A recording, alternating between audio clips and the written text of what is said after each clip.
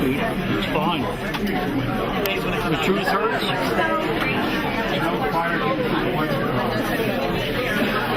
We knew this was going to happen.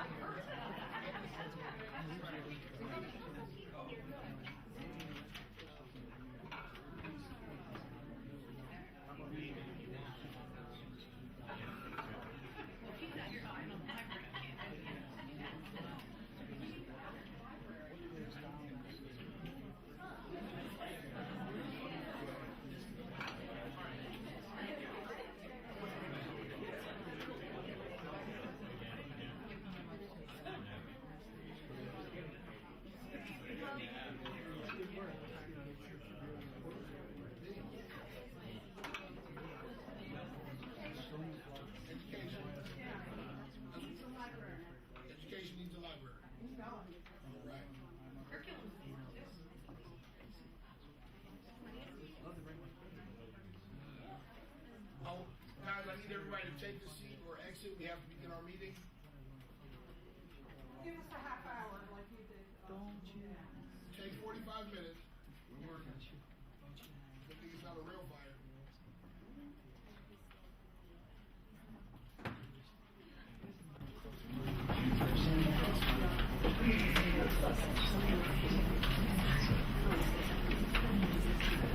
Well, if you talk about the library and the football coach, we get a ground, but our budget nobody cares about. All right, we're going to begin the meeting. Can we please rise for the Pledge of Allegiance?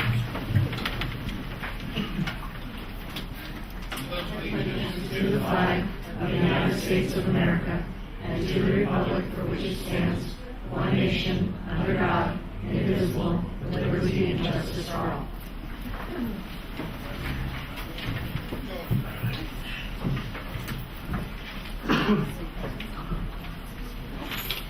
Ms. Price, before we go to academics, there was something that you wanted to state tonight. Yes, I am resigning from the library board. And so I need, thank you for starting, over there 2 years. yeah, Thank you for that, we really appreciate it. I need a motion to accept. No, this is not- We're gonna do the second meeting. what? No, but this is still, I'm resigning so that we can move So forward. next meeting we'll appoint somebody else. Yes. Thank you, Thank and you, thank you Michelle. for being on the board. Well, Michelle, I'm gonna come back to you for academics. Okay, Ms. DeVitro, K-12 update. Thank you. Testing. Okay, thank you. Sorry. Try it again. Testing. Okay. Good evening, everyone. I have two quick updates. I have some really good news. We brought lots of money to the school district. Myself, Mrs. Amelie, Heather Yarnell, Tim Mulligan, the president of Communities in Schools, and Dean Young with the Boys and Girls Club of Easton. We were awarded the 21st Century After School Program grant for $385,000 over 3 years. It's really exciting. The grant started January 2016 and ends December of 2018, and it targets our middle school students. It's an excellent program. We will be working with the Boys and Girls Club of Easton, Communities in Schools. We're hiring our own Easton teachers to assist in this program. We did have to get it off the ground rather quickly. We have about 25 to 30 students already enrolled. And then in the summer, we anticipate about 40 to 70 students, and we'll be working in conjunction with sending our students over to the Boys and Girls Club for programming as well. So I just wanted to let you all know that. It's a great opportunity for Easton, and thank you to Tim Mulligan. I've worked with him before when we did the after-school program at the middle school. So thank you. That's a great job. And I wanted to give you a quick update on our professional development. For the middle school, I know that detracking, or our School of Opportunity, which I like to call it, and our training for our staff is underway. The middle school has prepared a complete line of professional development. If you look in your packet, I don't want to go over this word for word, but I provided you with the actual in-service information for June 13th. It's very robust. You'll see that we have formative assessment training by Dr. Debbie Matz from the IU, and then we have training for student engagement, and we also have training for differentiated strategies in the classroom. Our teachers will be provided 3 90-minute sessions. They'll rotate through those 3 sessions on June 13th. Prior to that date, our teachers will be reviewing research and reading articles for the half days. So that's the start of our intensive professional development for the middle school. And if you look at the next page, if you see this in front of you, this is for the entire school year. I know that I provided you with a slide, if you remember, last time about our professional development calendar, and this coincides and actually breaks it down very thoroughly of what our teachers are going to be reviewing for their professional development for differentiated instruction, strategies, student engagement. Okay? So I worked very closely with the IU and we developed that program with the middle school principals. One more. If you look at this calendar, I wanted you to see for our 6th grade, because remember we are detracking more so in our 6th grade, although we expect our 7th and 8th grade teachers to go along with the detracking efforts and use these strategies in their classroom. These teachers will all be seen by our 3 coaches from the IU, and you can see their names. The dates, the first set of dates are for September. Donna Lloyd will be seeing all of her 6th grade assigned teachers during those dates in September. And the other 2 in October will be seeing their assigned 6th grade teachers. So by the end of October, every 6th grade teacher will have coaching in their classroom. They will have met with the coach from the IU facilitator will have observed their classes and be providing feedback to them.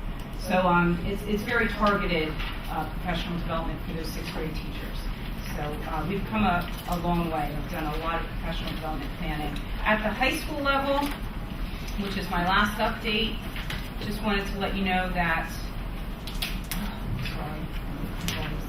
excuse me one second. Okay, here we are.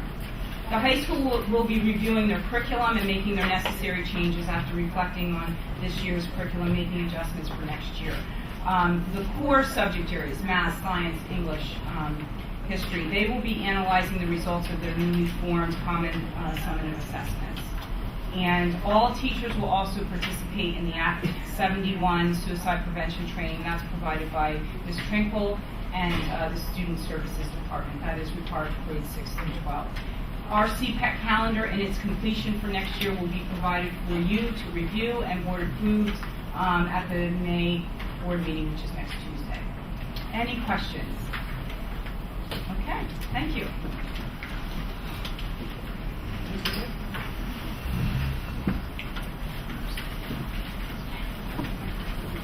Sure.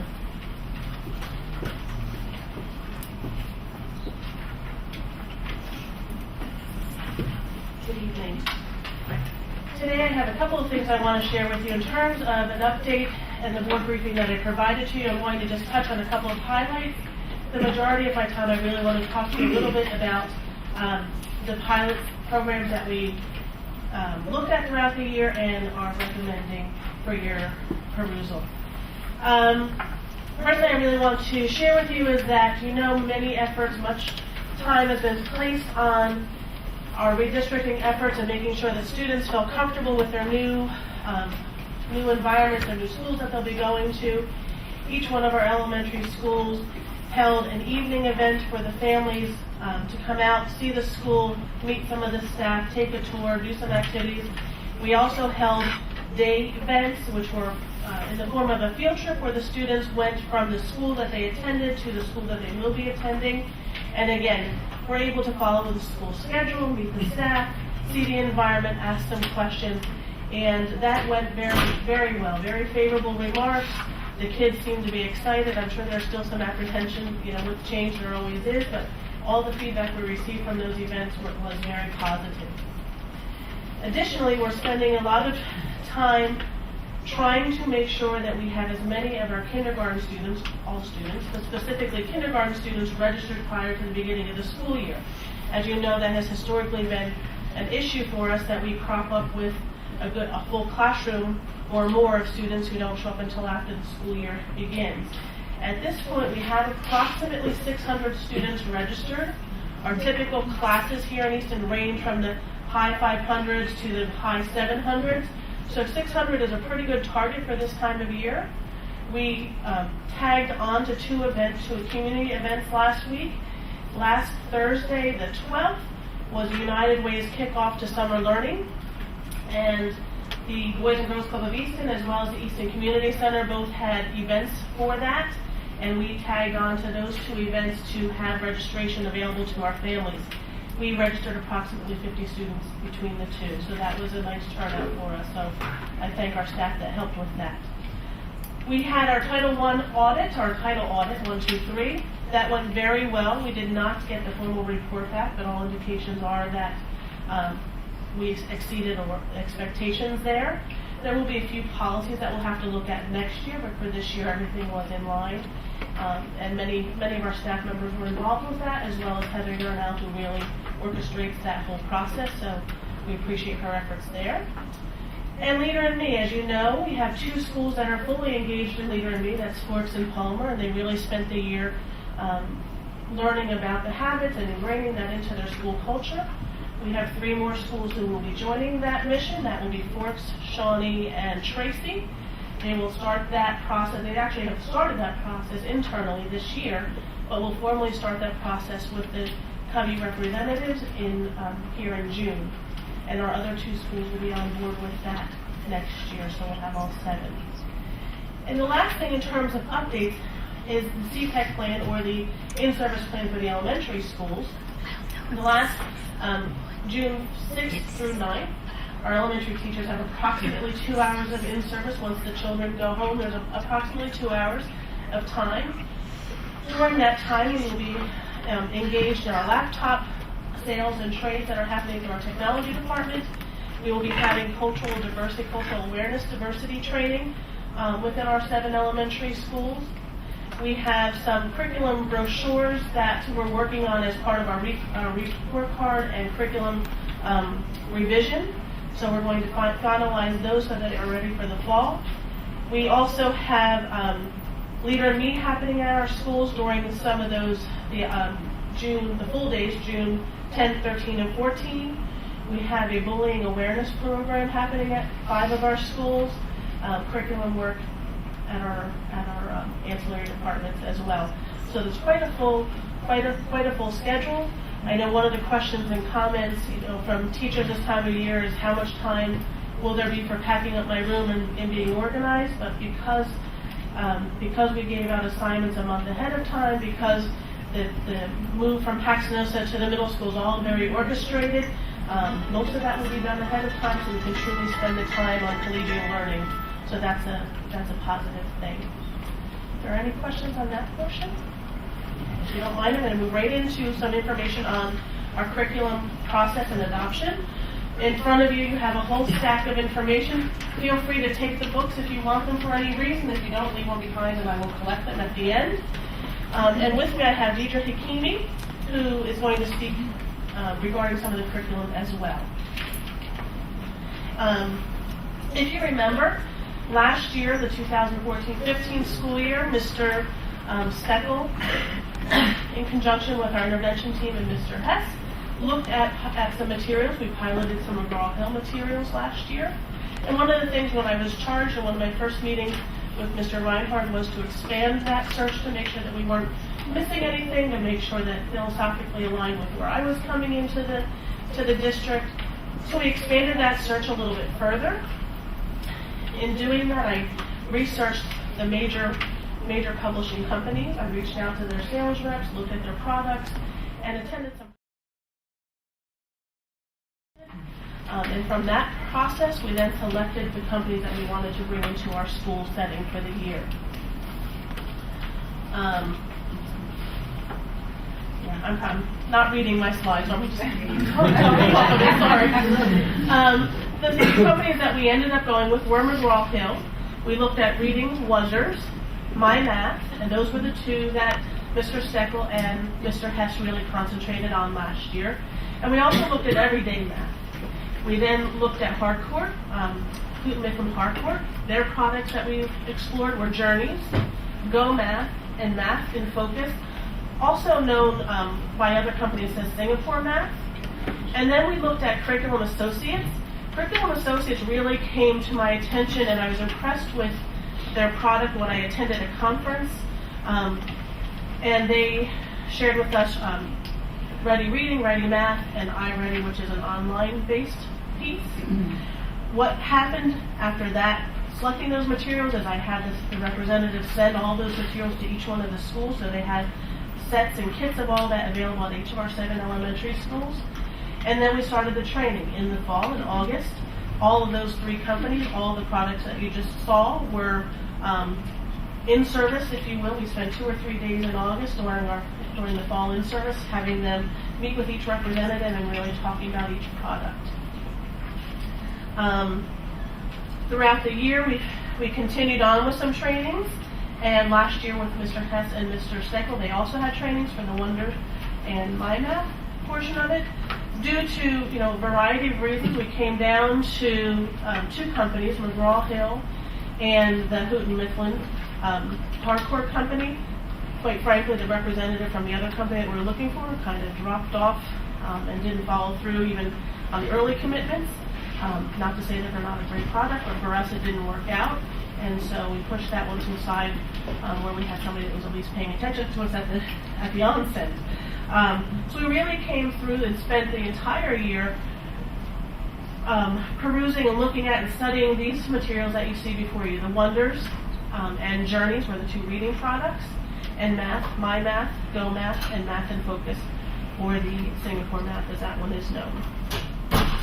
The teachers received training on that during our in-service time.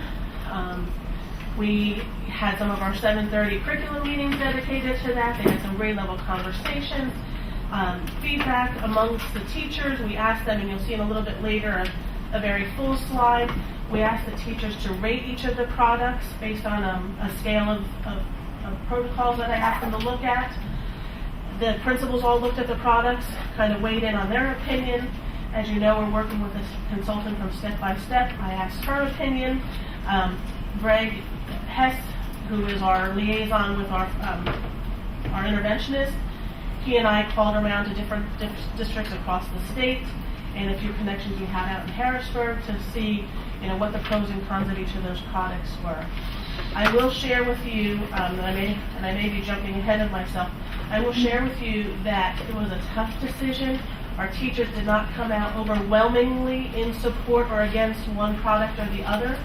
The product that I am endorsing here tonight is a product that was most representative of our staff.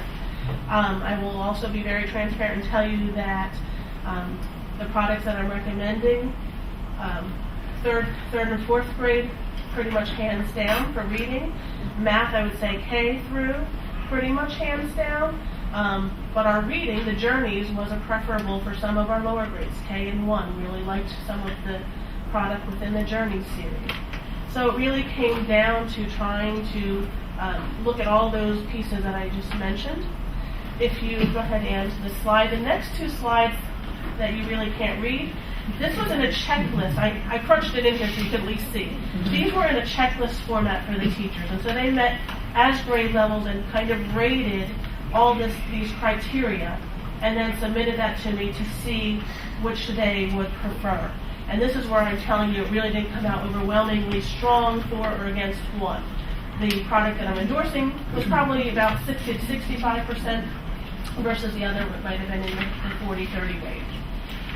Main thing we were looking for, there are many, but I would say if I had to say the top thing I was looking for was rigor within the program.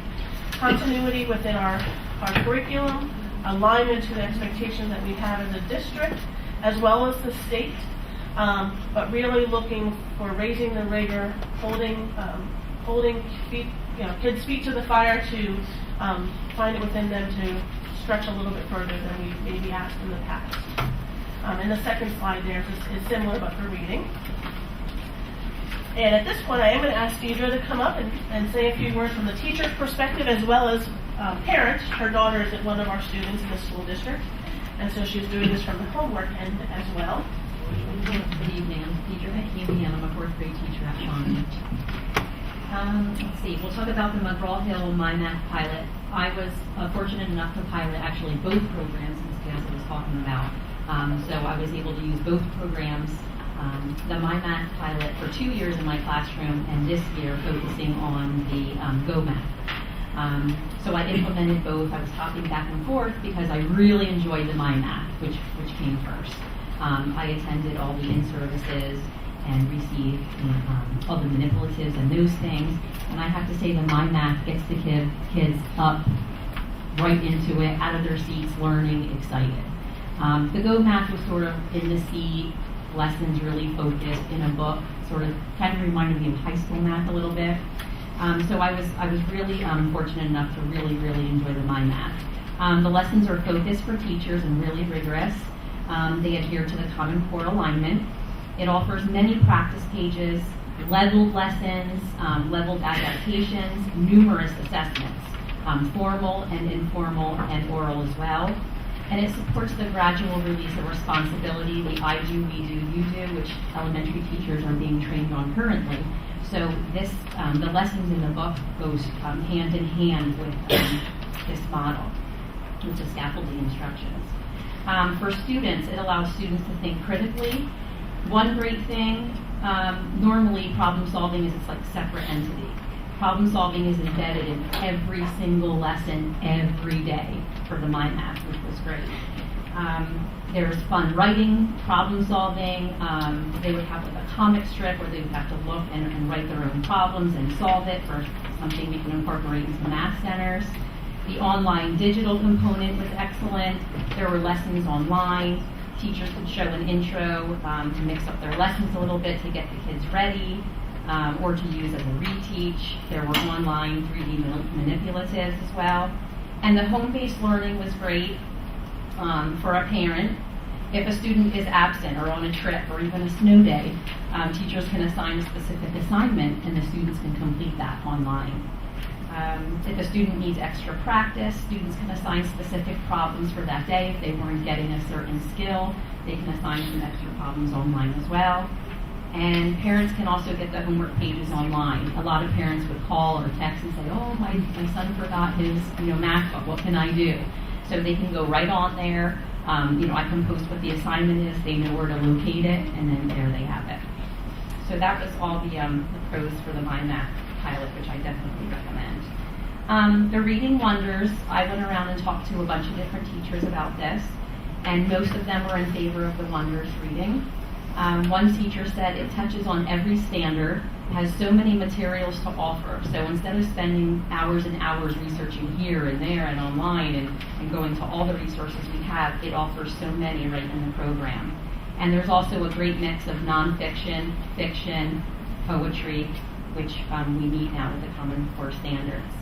I also thought it was important to talk to an ELL educator. And she said she piloted the Wonders program for an advanced third grader, and she said the English language development was absolutely incredible. The vocabulary was rich, and she said there was a built-in writing workshop, which each day it expanded upon the writing, and they saw a great increase in the writing skills, even with the ELL learners. The vocab is high and useful for kids, and all the books are leveled as well. And another teacher I talked to said the layout is teacher-friendly, very easy to follow, that they had a lot to offer in the technology area. The assessments were composed of 2 passages, so it wasn't just question, answer, a more of the same test over and over for the students, but they were leveled passages, they were vocab, they were grammar, they were practice book lessons with fluency, graphic organizers. It mixed it up for the students so they wouldn't get bored as well. So as an educator and a parent, I am definitely in favor of both the Wonders program and the My Math as well. Thank you. Thank you. So down to the facts and figures. And we're speaking about these two, My Math and Wonders, because obviously that's what I'm proposing for adoption. I do want to say that the other products were equally acceptable. We certainly could have gone in that direction and been fine, but we just thought this one edged it out a little bit. So the schools that we talked to, I said to Greg Heskey and I were back in conversation often, and I said, I wish somebody would just tell me they hated one or the other, so my decision would be easier, and no one did. They both had found pros and cons with each program. So I am proposing to you that we look at My Math and Wonders, which is the product that came before you last year as well. So it kind of stood the test of time as another piece for us to consider. What I will share with you is for our sales rep, I only told her about one product at a time because I was still deliberating about the math. So I called her and said that I'm interested in Wonders. Along with that, I was interested in tagging on the ELL portion of Wonder for our students so they would have a continuum of learning, as well as our intervention piece. She came back with a quote of approximately $1 million, actually the bottom line that you see here, for a 1-year adoption for reading. About a week later, I told her I made my decision, and we were going to also go with that company's math product, but that she had to do far better than what she presented to me.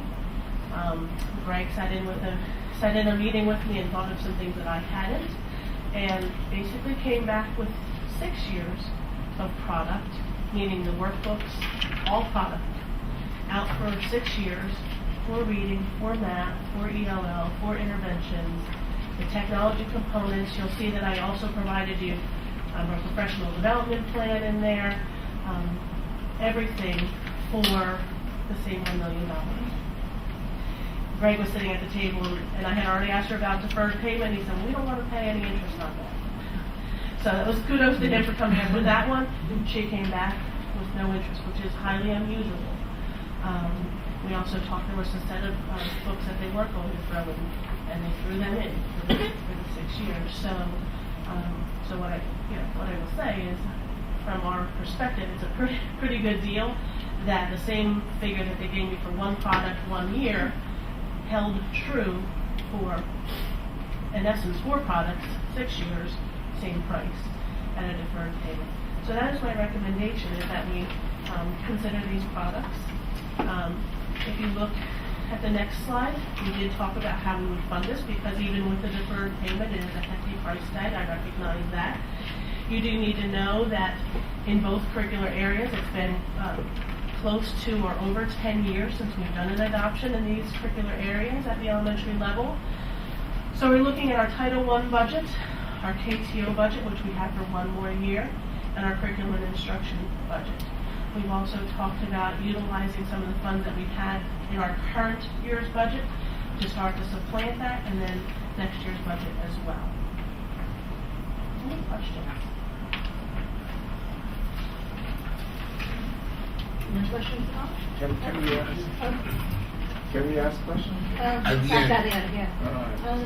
I just had a comment to make, is that I have reviewed both of the texts, and I think that they're wonderful, so this is my own comment as a teacher myself. I will tell you, as well as we discussed it as an administrative team, one of the questions posed, will it stand the test of time as the state is changing from No Child Left Behind to ESSA, which is Every Student Will Succeed Act. And the fact of the matter is, I think that it will, because the rigor, the content, regardless of how the standards are shaped, the rigor is there and the general content is there. So I think even going out to 5 years, regardless of what the state does with standards, I think we're still fine. Jason, what is the dollar figure out of each one of these budgets? That I don't have entirely worked out, to be very honest with you, because I'm looking at spending out this year's money as well as next year's. So I don't have that for you today. I can certainly get that for you, but I don't have that Thank for you you. today. Okay. So I guess Mrs. Mann is back. Oh no, Ms. Mulligan. All right. If I can introduce Tim Mulligan. He's the president and CEO of Communities in Schools of the Lehigh Valley. Communities in Schools is a partner of the school district and has been since 1999 in various capacities.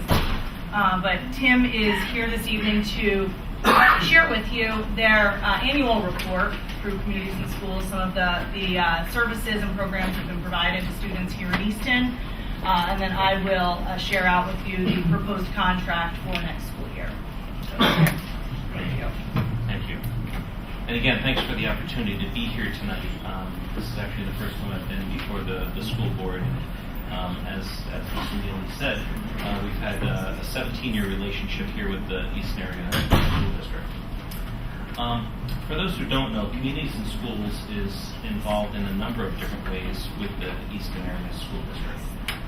We provide support staff at the high school, at Easton Area Academy, at the middle schools, and also a parent liaison at Paxanosa Elementary, and as of last year, we became the lead partner at the Cheston Community School, where we have a community school coordinator. This past year, one of the things we did was we took the opportunity really to meet with the leadership of the school district. We have often met with school leadership to share results, but never really had the opportunity to meet with district leadership to talk about our collective impact here in the Easton Area School District. Let me begin by saying that we have our evidence-based model called Integrated Student Supports, where we are providing a lot of the non-academic supports to students in the high school and in Easton Area Academy and the middle school. We have a total of 9 staff working in those, 7 staff working in those sites. Easton Area High School, we provided case management to 148 at-risk students last year.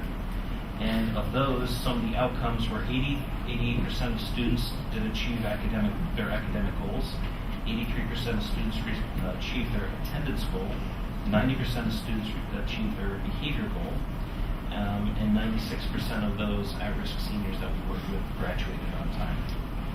So we're pleased with those results. In the middle school, again, similar outcomes. 80% of students achieved their academic goals, 75% of students achieved their attendance goals, 70% of students their behavior goals, and again, 97% of those students were promoted. I'll also say that for the last 3 years, yes. That was, I'm sorry, you said that was the middle school? That was the middle school, yes. And I'll just, I won't go through all the outcomes themselves, but we also, for the past 3 years, have been the grantee behind the 21st Century After School Programming. As Ms. DeVitro said, this year, Easton Area School District is the grantee, and we're a subcontractor in that. But for the last 3 years, we were the grantee. We held the contract and really organized that, again, using Easton Area School District teachers at the middle school. One of the things, too, here in the Easton Area School District is we also try to leverage a lot of our organizational partnerships and relationships.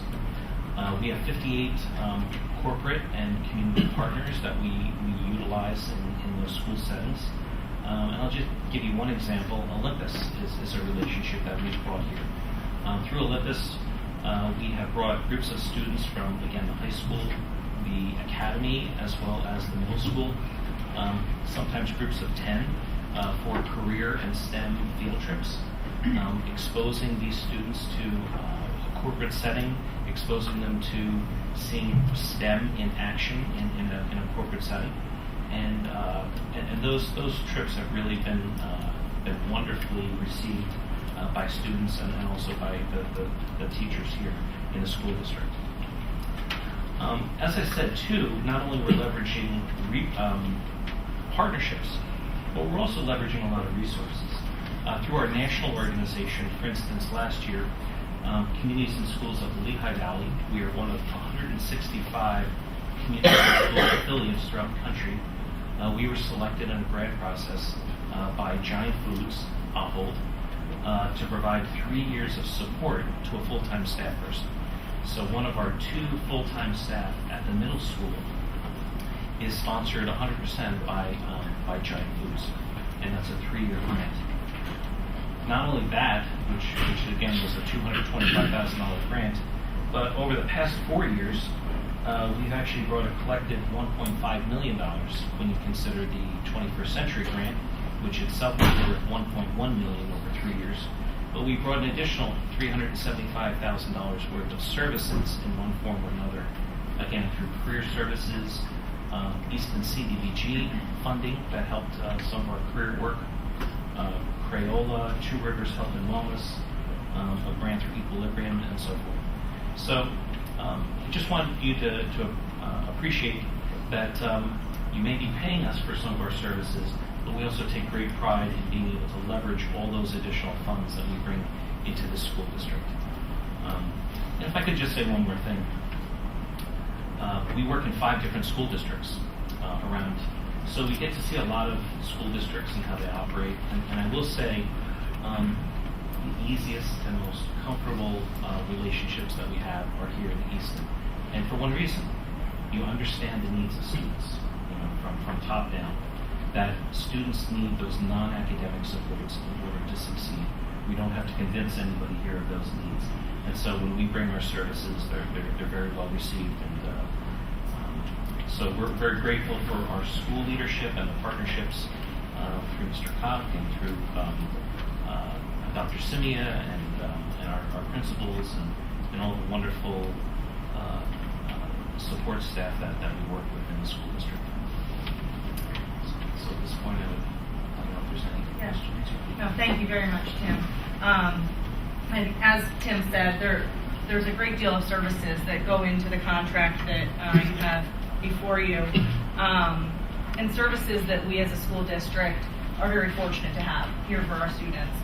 As Tim said, we have services in 5 different school buildings. The proposed contract for next school year does have 10 staff members across those 5 school buildings. Currently, we have 9. This proposed contract does recommend the addition of a program aide in our behavior modification room, or in the in-school suspension room, I should say, to provide behavior modification at the middle school. So that would replicate a model that we have at Eastern Area Academy, where we have a staff member dedicated to working with students on behavior modification while they're in the in-school room, so that we're not just using a punishment model, but we're using a model where we're also trying to remediate the root cause of behavior. So that in the contract that will be before you next week for a vote, we do have the addition of that 1 staff member. Were there any questions either for Tim or regarding the contract itself? Tim, thank you so much for being here. Thank you. I appreciate it. Just 1 second. Just as a heads up to the news crew that just walked in, I hate to see you set up for nothing. The library meeting got tabled to June 21st. Thank you. So we're not discussing that tonight. Just want to give you a heads up. Thank you. Thank you while you're speaking to us. Actually, we're not here, our crew isn't here for that. Okay. But we did wonder if we could speak to you about another issue. Well, we can About- talk after the meeting. I just wanted to give you a heads up on Thank that. you. Thanks, sir. Okay. Good. All right, just, okay, again, Mrs. Amelia, district-wide code of conduct. Thank you. The district-wide code of conduct, this is an annual review process that we conduct on our code of conduct. The code of conduct that we will be presenting for next week for approval is very similar to the code of conduct that is currently in existence, where we have levels 1, 2, 3, and 4 for our infractions. This has been vetted out with all building administrators as well for their input. The only changes are highlighted in red on the copy that you have. Things such as we delineated class cut versus multiple class cuts as level 1 or level 2 infractions. We added the consequence of lunch detention because that is a consequence that we are utilizing in an effort to not have students missing class time, and then also not having to stay after school. So we tried to respond within the infractions and consequence section with the things that we're seeing currently and the methods that we're using. All of the policies that are the excerpts that are at the conclusion of this code of conduct have been updated with any policy language revisions that have taken place over the course of this school year.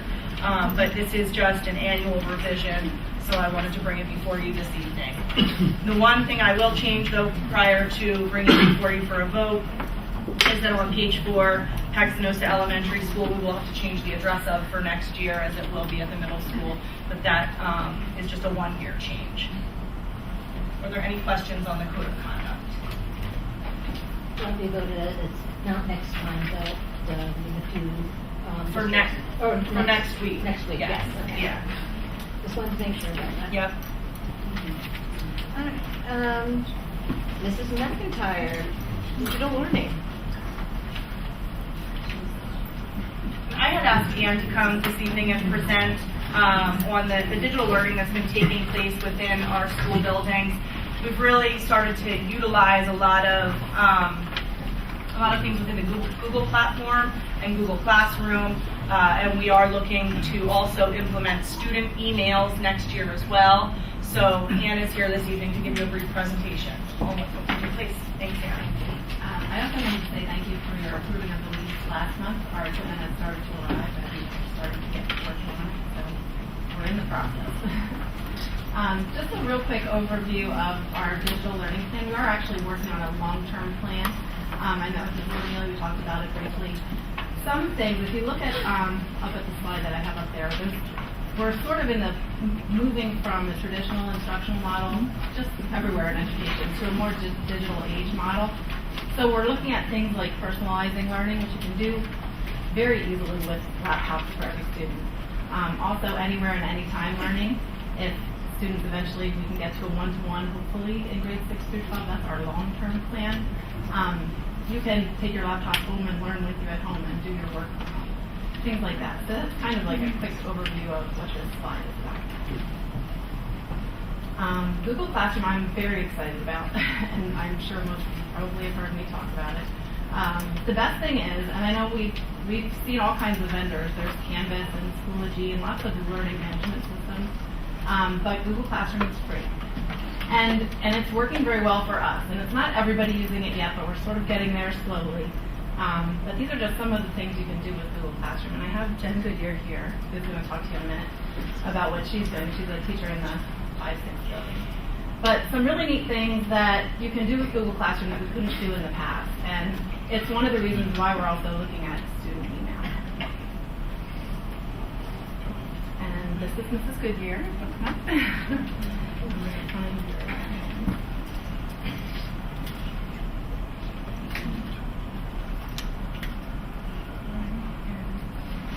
So Jen has been using Google Classroom with her students. I've used it in the beginning and I was really nervous about it. Ann came over and kind of showed me how to do it. I worked on it a little bit with my honors classes, which I have 2 gifted in it, and they taught me more than she did. And it actually worked out really well. And I really like it for the fact, one of the main things is that the kids can come onto this at any time. They can work at it at home, they can work it during interventions, they can work it in class. It doesn't matter, it's on their own level whenever they can. Students who don't have computers have the access during school to do it as well. The classes, the things that I do now, right now we actually started one this time, it's called Tessellation Sensation. I worked with the gifted teacher. She shared her materials with me and I put it on Google Classroom. So all of these links are what she talked about in class. They're all little videos that they can watch on their own while and before or during the time that they're making this project. We also include interactive material as well as the rubric that they need, the instructions that they need. So if they lose their papers, which is quite often, they can always return here at any time, look at the rubric, print it out if they want. That's what I like about it. And the parents can see what's going on as well. So there's like a kind of a connection now between home and school. Another thing that's really good is that I can grade it online and I can use comments, and it's a quick, and I think it's better because I can spend more time giving them comments on their writing, giving them comments on their projects, and kind of doing a little bit more than if I had a hand write it out. I send the grade actually through Google Classroom, so they get it right then and there. And the parents can see the grade, they can see the comments, and again, it's just a parent connection. I love it. I absolutely love it. I think this is my 5th project this year, and I hope we have it again next year because I think the world of it. Any questions for me? That word love, I've heard a lot from the different teachers who have tried it, and I think the fact that it's free is amazing. It's not perfect. We can't send the grades from classroom directly to our school. So there are some things we're working through. But basically for a free product, and they'll take a lot of, you can email them and make suggestions, and they're constantly improving the whole thing. Another really cool thing is, like you can download the Google Classroom app and the Google Drive app right on your phone. So even if they don't have a computer at home, or if they're on a trip in the car, they can do the work. which is really pretty cool. From technology. Okay, the issue of email for students in 6 through 12 has been coming up often, and mostly I've been hearing about it at the IU. A lot of school districts that are already using a district-provided email account for students.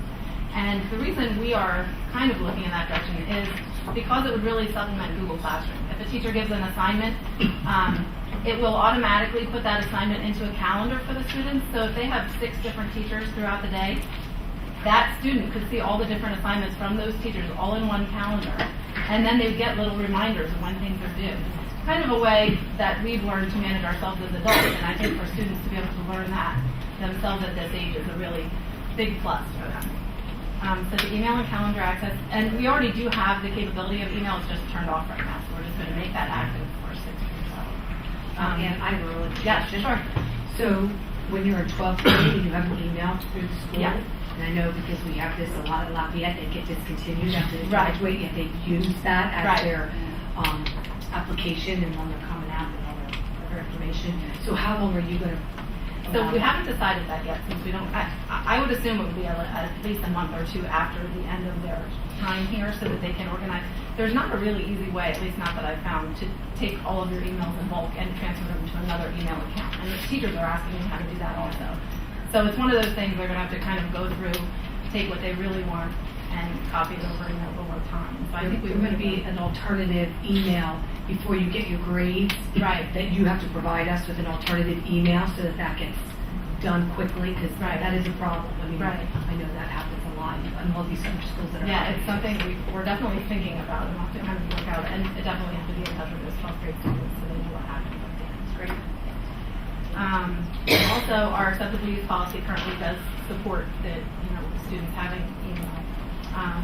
We will also have control over it. If we provide our own district email accounts for students, it's then within our domain. We can search it, we can archive it, we can put a concern word filter on, so that if a word suicide or something like that would come up in an email, it would cause a flag to go up, would probably come to me first, and I would alert one of the building administrators so that they would know what was occurring and they could talk to the students. And the students will need to know that whatever they do in that is a district provided account, and it's up for us to look into if we need to. I do think we're very well situated and able to monitor it. We do have Eric Kuiper, who is always on top of the email situation. And I know the staff is ready for this. They've been asking students to create their own personal Gmail accounts so they can communicate. And this will be much easier all within our domain. And that's basically it. It's a bunch of new exciting things. Google Classroom, I think, is really a lot of fun. And the teachers who have used it are excited about it. And hopefully it'll kind of spread into some more teachers next year and it'll get going a little more quickly. Anyone have any questions? Thank you very much. Thank you, Jen. There's no other questions from the board at all? I'd just like to make a statement. Kudos to this whole academic area. I wish everyone that left earlier could have listened to the academic advancements that we have here. But great job, all of you. Okay, now anyone from the public to be heard? I believe there was somebody earlier that wanted to be heard. Yeah, An academic only. yeah. I have a quick question. If you please sign into the podium and state your name, please. Okay. It's for academic only this time. Yeah, for sure. I usually don't go to this kind of meetings, but my son's also the Boy Scout, and he needs to attend one of these meetings in order to the communication merits badge. So. While I'm here, I heard that the review of the Go Math and My Math, and I heard you say beautiful thing about My Math, and you say there's no a big difference between the two, but I haven't heard anything pro and con for the other products, and I just wonder why that is. Is that the decision has been made because you have a very good impression with My Math, and you don't look further for the Go Math. And also, I have a comment regarding negotiate the pricing. If if we get smarter in that way, if we have two products almost the same, and we believe that we serve the same purpose, why don't you go out and have a competitive bid with all the two vendors? And by doing that, you can drive down the price even further. That's what I think we should look into, and we have to think that's my comments more than questions. There is some truth to what you're saying in terms of the competitive nature of this business. You will, as a board, you'll hear later that we do use Boe Math at our middle school. We're looking at that as our 6th grade, and I know, one of the comments back to Ms. DeVitro, she's negotiating through some of those contracts as if we would have gone broader there, K to 6, they would have given us a better deal. So it definitely is a very competitive field. The reason that you heard so much about my math tonight is because after all of our research internally, that's the product that I'm presenting. So I can certainly speak more about Go Math, if someone desires that I do that, but I really wanted to concentrate on my math because that's what I'm recommending to our board professionals. From the view that I sat there and I heard that say the two products are almost the same, but I haven't heard anything about the other products. So it's kind of presented that way, so it's very biased from that standpoint. All right, thank you. I appreciate it. Anybody else from the public?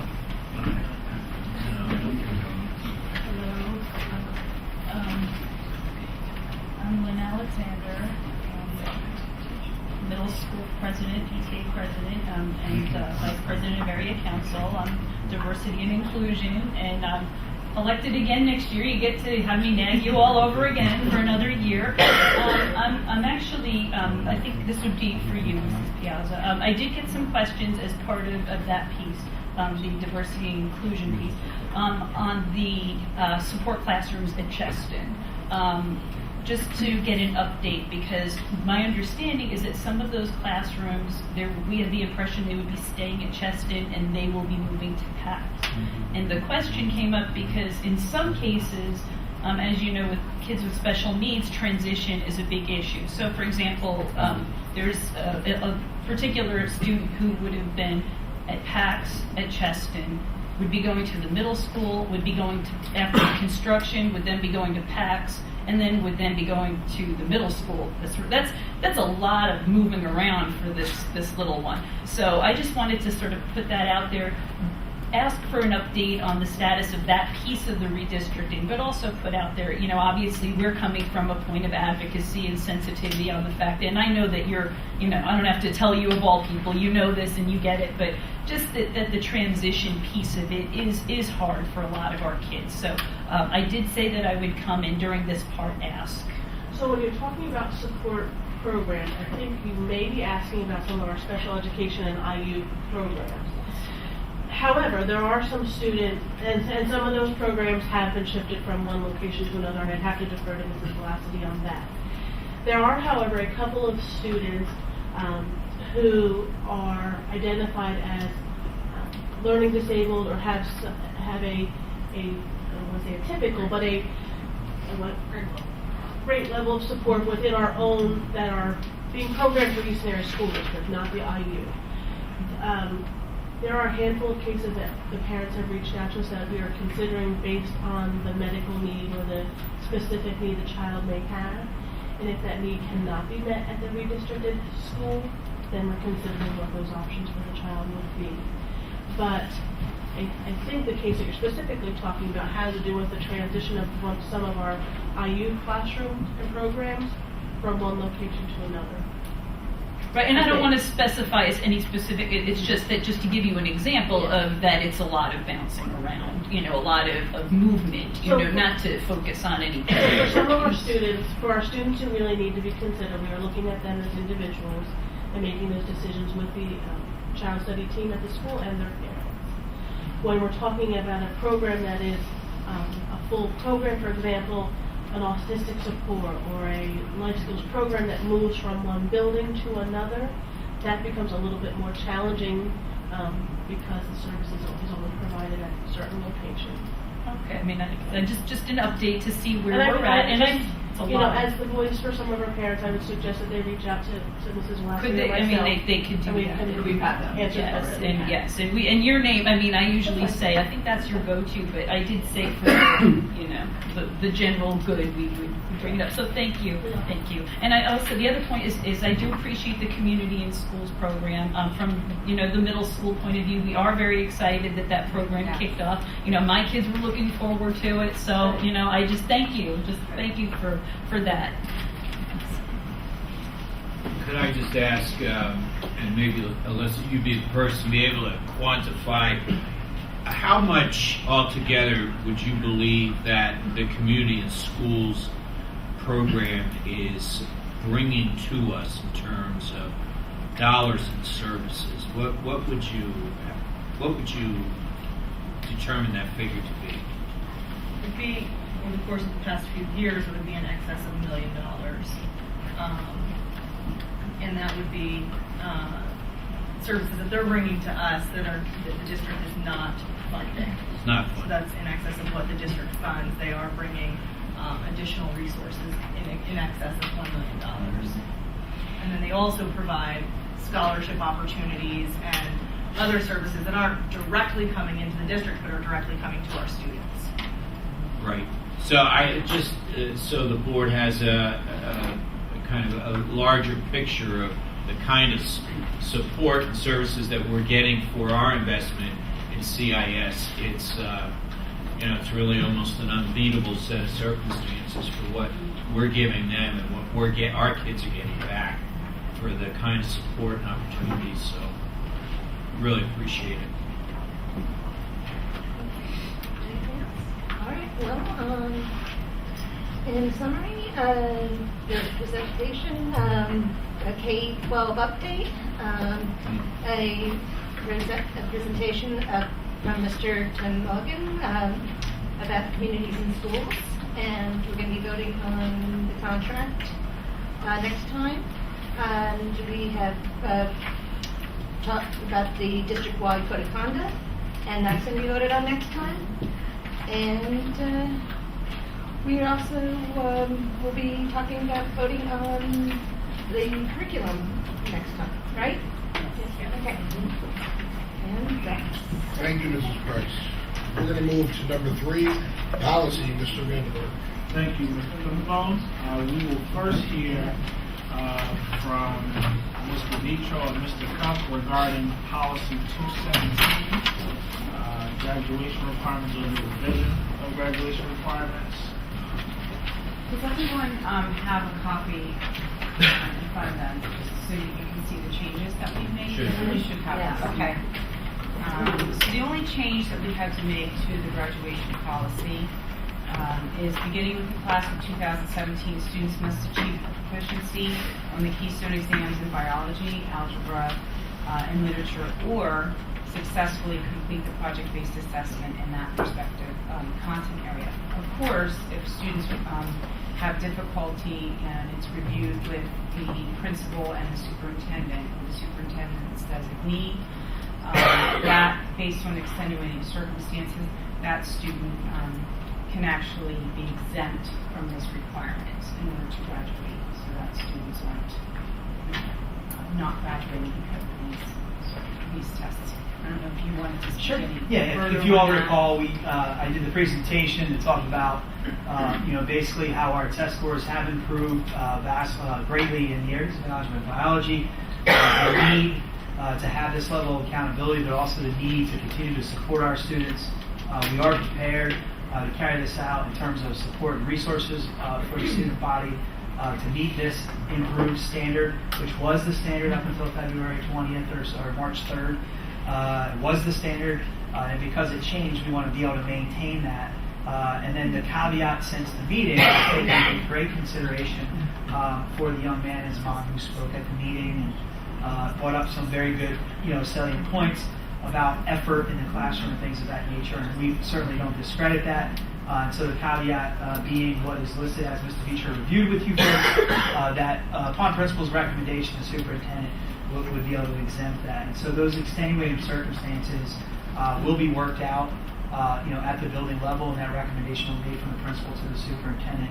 So ultimately, him or the designee will be the person then making that final decision on those cases. And some of those extenuating circumstances, could present themselves based upon student transfers from out of state, for example. Midway through a senior year, not having necessarily comparable exams, and we don't want to jam kids up, put them in a bad situation. Plus, we also know students who have some specific needs.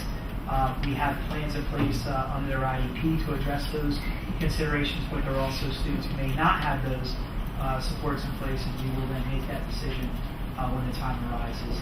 But we are prepared, resource-wise, to make sure our kids are supported, and with this requirement, we're prepared to maintain this requirement until the state figures out what they're going to do, which is supposed to be in 6 months, but last time I heard, they're still taking feedback and input and aren't quite sure what they're doing. So we don't have that luxury, at the building level or the district level. We need to forge ahead, keep our kids on the right path, and this is definitely that path. Questions?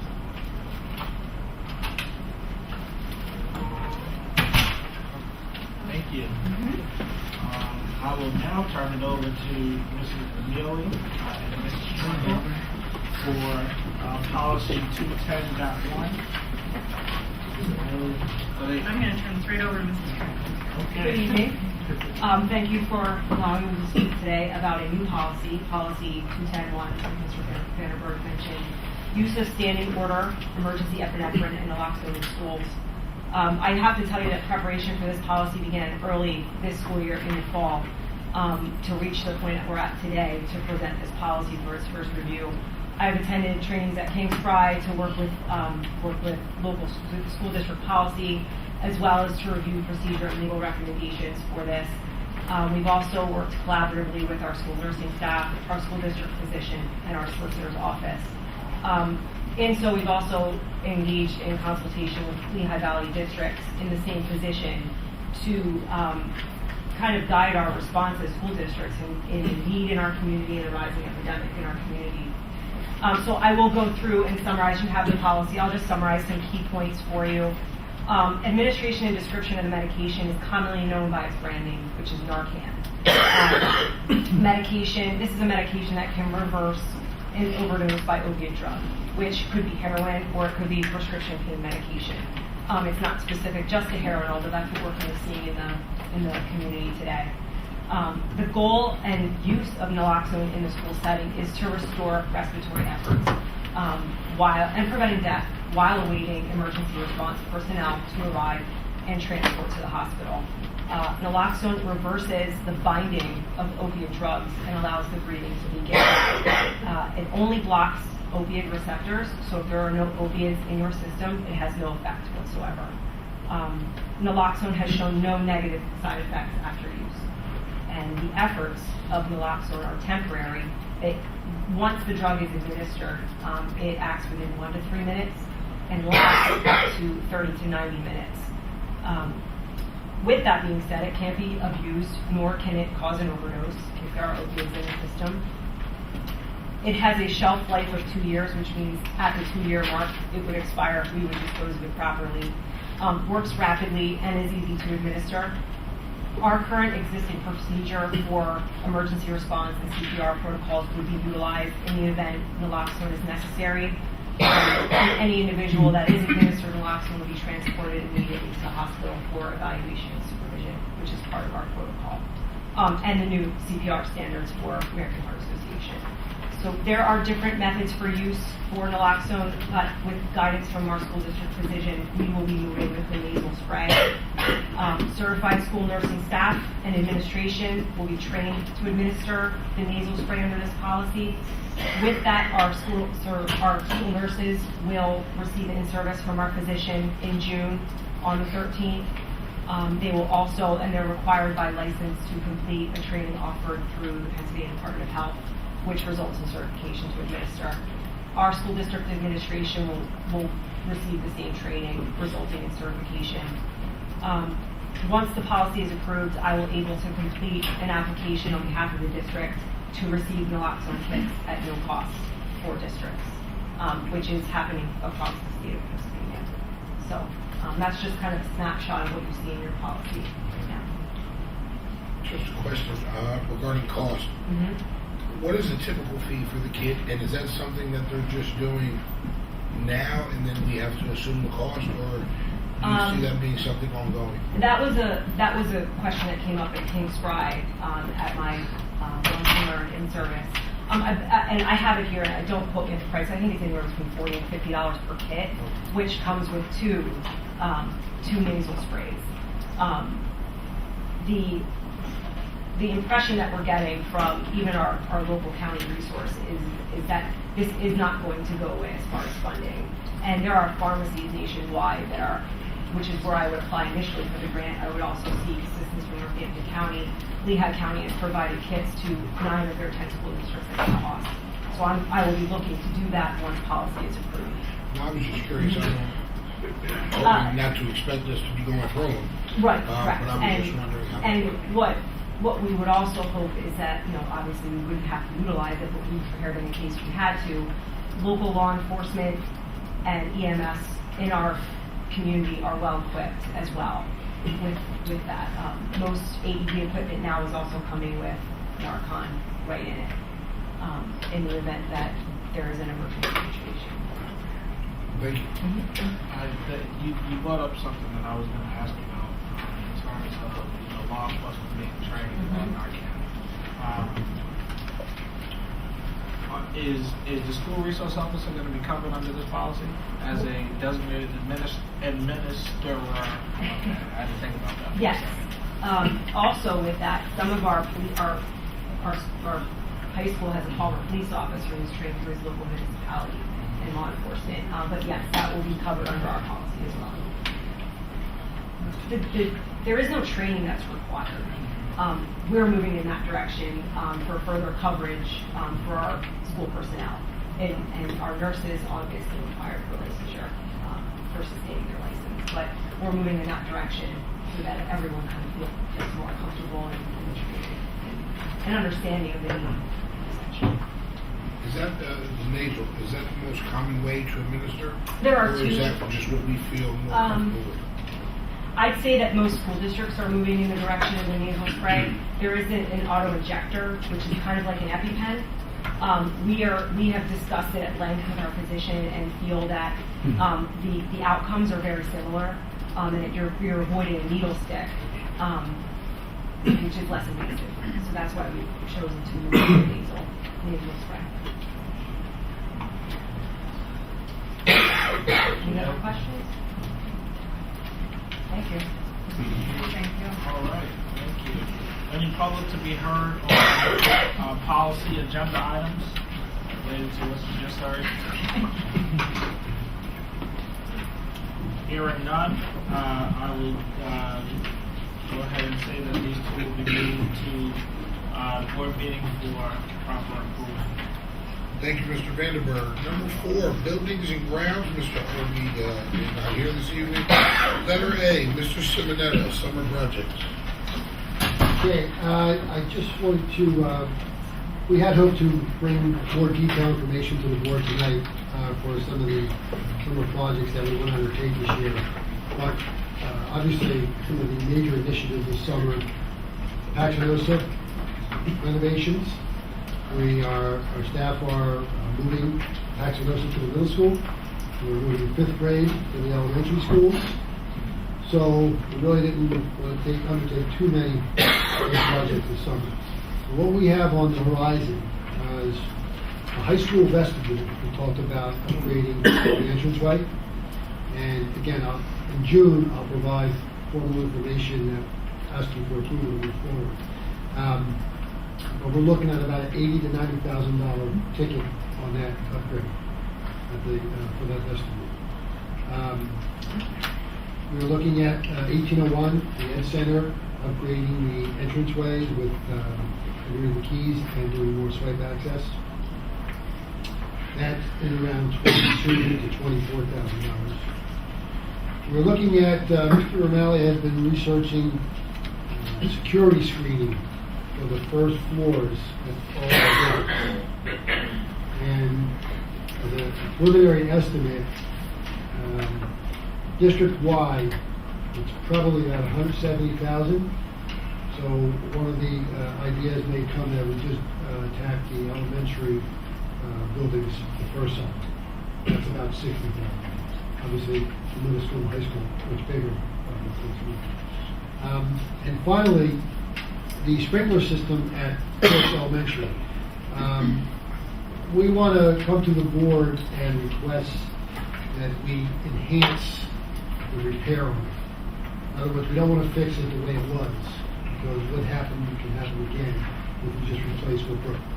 We want to redesign it, proper drainage, so there is no water laying up top and underneath the roof in that attic.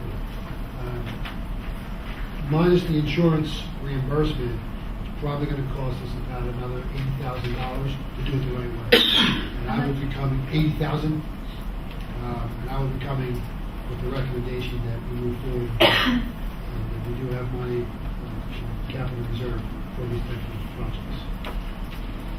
When we talk about the vestibule at the high school, that's part of the 2 phases that were discussed when we did the initial. It's basically in addition to that.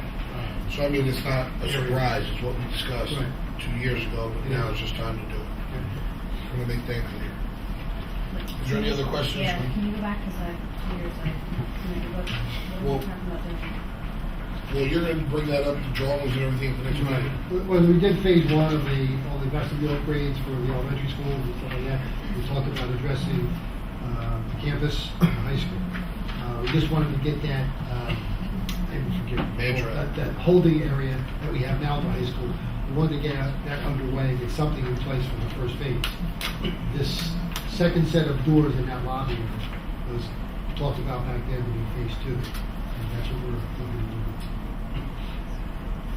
Any other questions from the board regarding building the ground? Mike, could you explain to the board what the screening, the window business that you talked Do about? you mind if I defer that to our expert? Absolutely. That's Is sitting he in the back back there? Yes, he is. Mr. Romali? He's not paying attention. Lieutenant Romali. Yes. Dealing with the middle school issue right now. Can you give us a brief account of the screening and the windows of screening? Can you elaborate briefly? Certainly. Board, Like that is. I said, sorry for not kind of being distracted back there, but It's noted. the screening we are looking at several different vendors, several different product types, and also companies. Heard some of the estimates that Mr. Simonetta. Well, not to cut you off, Lieutenant, more of what we're looking for is if you can explain to everybody what the screening actually is. Oh, absolutely. Basically, what we do, whether we go with the screening or what we're also looking at is what they're referring to as like a window film. Long and short of it, it's designed to slow people's entrance into the building. Okay. Certainly, anything man-made can be defeated, but the idea is any of the window access, the door panels with a large portion of glass in it, we can certainly firm them up, either with the screening over top or the film behind the window. Both in demonstrations that I've seen and talking to the vendors, certainly have a very high effective rate, performing as we expected, and doing just what I said. It's going to slow anybody's attempted forced entrance into any of the buildings. Thank you very much. Any questions from Lieutenant Romali, the board?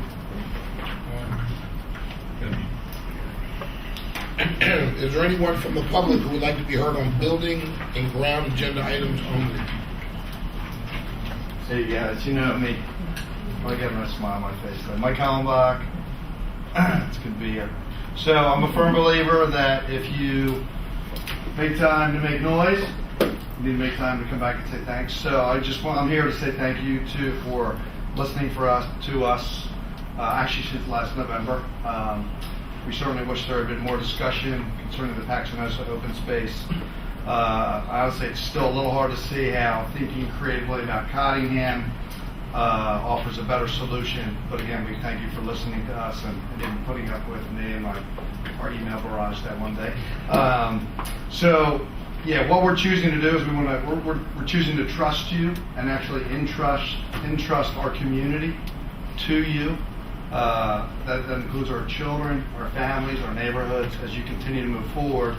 And me personally, and a number of us would love to be a part of this creative thinking about Cottingham. If it really is going to offer us a possible solution that really serves the West Ward and the kids in our community, we'd love to start those conversations as soon as possible. So thanks again for listening, and I'm a verbal processor, and we probably don't see eye to eye, but thank you for all you're doing. Also, thank you so much for hearing the mom who came out with the high school graduation standards. Your response to that was wise and gentle.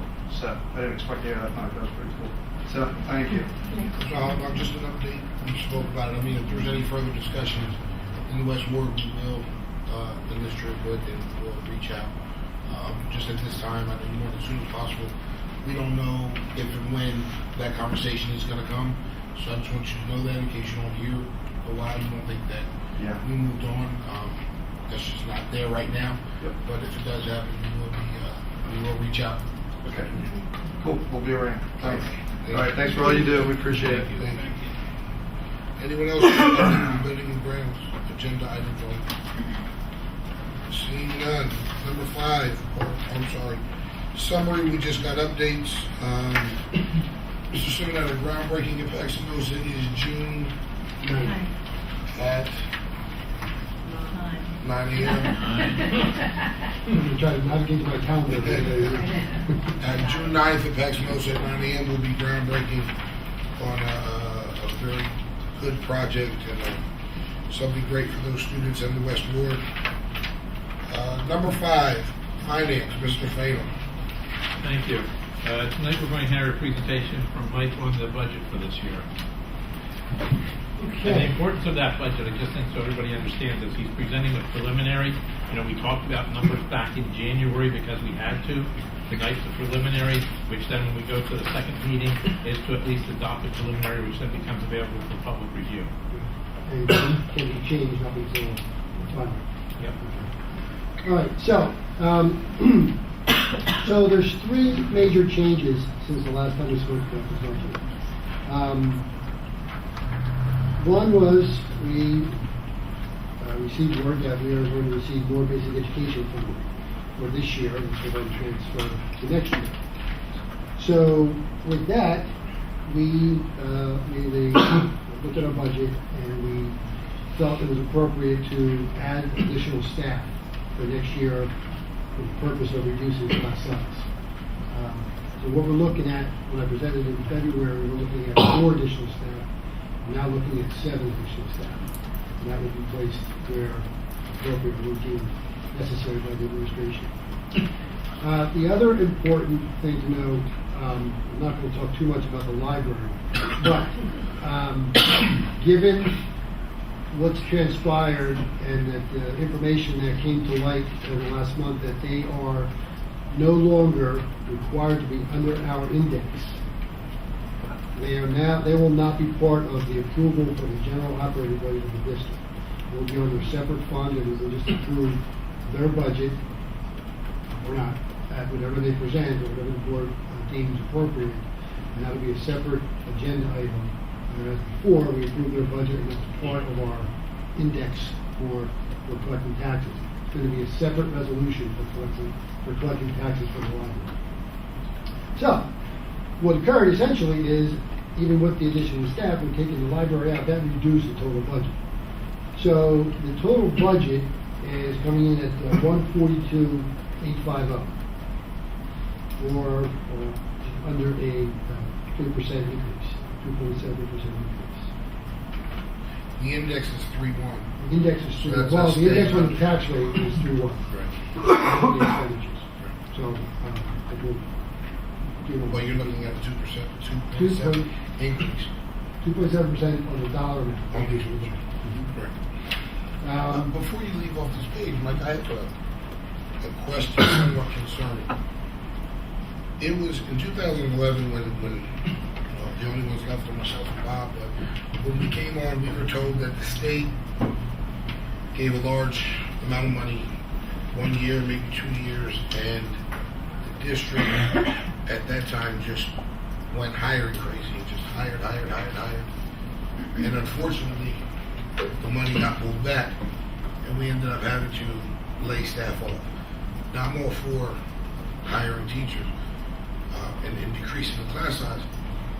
Is it the smartest thing to do for everybody involved to add 7 right now just on 1 year of an increase? I mean, we've seen there was a lot of fight in the state. The budget was late by how many months?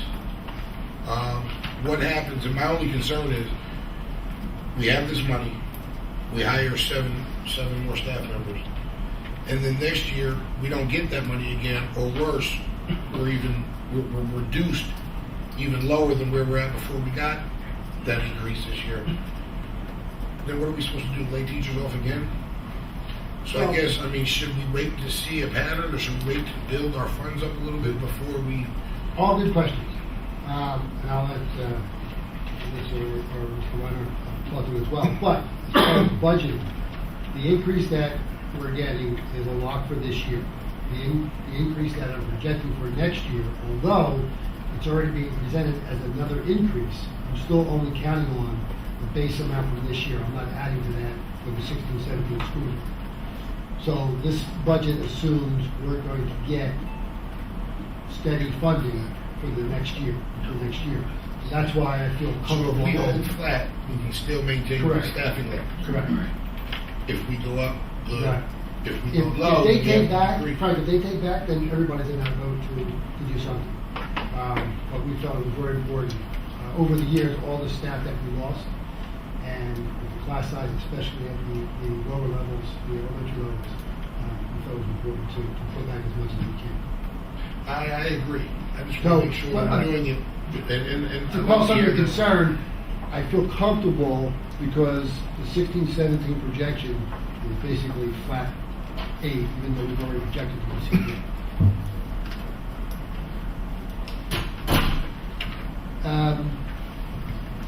Okay.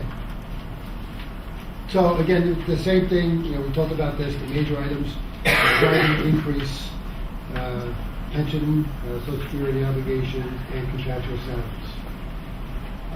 The next slide, that was something that I try to do every year, just to give a picture of whose idea was yellow. I don't know. We'll have to change that for next year. That's pretty on the computer. Yeah, but this is just to give an idea. We talked about the areas where we really have some leeway to deal with. Again, unless through negotiations, we don't really have much room for moving money around in those other areas. The top 2 categories take up 90% of our budget. And you look down to all the areas, 5%, and with the miscellaneous budgets, you're talking about 10% of $142 million that we really been playing with to try to cut, unless we go with the same. So it's just a picture to show the public that there's really not a lot of leeway in maneuvering around this budget and trying to reduce expenses. We've done that. We've been through that the last few years, looking at all those other areas. So next page, which is at this point a pleasure to show. Bottom line, with the 0 there under deficit, we're in line, and I will tell you, you see that top also, it says a 2.6% tax increase. Last meeting, the board asked if we could get under index. We are 0.5% under index with this budget. Again, in the big scheme of things, I think it's great. If we could do it, we did. And while we're still on extent. So I think it's... Another question with that, and that's great, 2.6 is great. Can you, I don't know if you have the ability right now, do you have projections 17, 18, 18, 19. The reason I ask, we saw a 2.7% increase in expense, and we're increasing or raising tax 2.6. So the tax increase doesn't quite cover the expenditures. My question is, do you have the next couple of years projected out? Are we going to run into an issue where next year or the year after we're going to have to slam the taxpayers with increases to make up? I don't have the exact numbers with me, but I will tell you that even with this, we still are in line with our projections from last year and in February. I mean, we're gonna run into deficits, and we're going to economize, where we can or adjust, but we are in line. And of course, we won't know it's in line with projections. We won't know the real number until negotiations are complete. But I can provide something as far as the estimates from before to what we think will be at next. And we're voting on that tonight. Yeah, but for the full budget in June, you can present that then? Yeah, I can do that. Yeah, I can send out to the board the projections. Thank you. The 750 fund transfer, that's from the fund? From fund balance, into- yes. Okay. And you'll see on the next page that our fund balance is back up to where it was 5 years ago. Is that after we take the 750? Correct. That's the projection. That's the projection. I'm sorry. That's the projection for the end of the year next year. What would the increase need to be to cover that 750? For example, if it was 2.8, would that cover the 750? No, that 0.5%, essentially, it's about $450,000 for 0.5%. Okay, so even going to the max, we would still have to pull money out. Correct. Now, I'll also say, and part of the reason why that surplus has been built back up, the last couple of years, we were looking to the money, every year we budgeted fund balance. So that's a steady stream that we'll see if it's fairly healthy, that we can maintain at 750 for quite some time. Not that we want to, if we can, if we have to. But the fact of the matter is, the last couple of years, even though projected to pull from fund balance, we haven't had to. We came in, we've not spent our entire budgets. We've come in under expenses of what was budgeted. We've also had some additional revenues, so that was able to get that back. This is something that this is the time to bring it up, but since we are talking about budgeting and revenues, are we going to hear a plan about advertisement with the athletics that we've been talking about for a few years? Yes, we are. We're going to hear that soon. Not today, but it's in the works. Yep. Yes, we are. So there'll be other new sources of revenue coming in.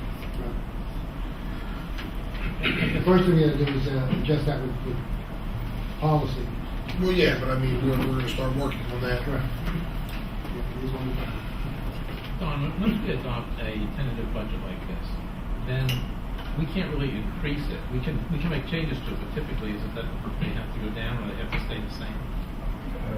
Same or reduction within the next 30 days. And Mike, in this budget, you also have allocated monies for some new buses this year. Correct. And the only thing I'm going to say is, if this is approved later tonight, does it make sense to go out and get the bids out there for those buses? Because if you remember last year, till we approved it, you went out for bid. The buses didn't come in until after the school year began, and so on and so forth. It was partway into the year. So trying to get ahead of it, I mean, it doesn't hurt to have the bids. If we don't, approve something, then, you just don't award the bid. Correct. Yeah, we can move on that, and we can wait, obviously, we won't put the award on until after the June 21st meeting. So just for clarification, when we vote on the preliminary budget tonight, it's with a 2.6% increase. Correct. It's 750 for the fund balance. Correct. And on the last page, the tax impact is the average assessment, the average home is $92 increase for the year. Now, last time we talked about the budget, we had a $500,000 deficit due to the library. Correct. But now that the library is no longer a part of our budget, we're balanced. We are balanced. Well, Other than qualified. I mean, Other than other than 750, right. But we're balancing Based on the without cutting revenues. anything or. Based on the revenues that we anticipate, we balanced it.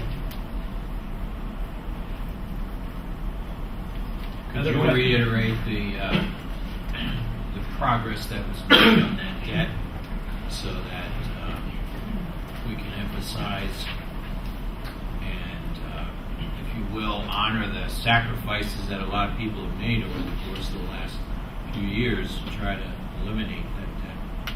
Oh, Wait a minute. Rudy, you ready for this one? Let's hear it. Well, from way back when, I mean, we've come from, starting budgets at $11+ million deficits. Only Our last couple of 2011, so. 2011. Our last couple of budgets, we were, again, with the fund balance and with tax increases, but we have been able to balance the budgets, and we haven't reduced staff, we've actually increased staff a little bit each year for the last 3 years plus.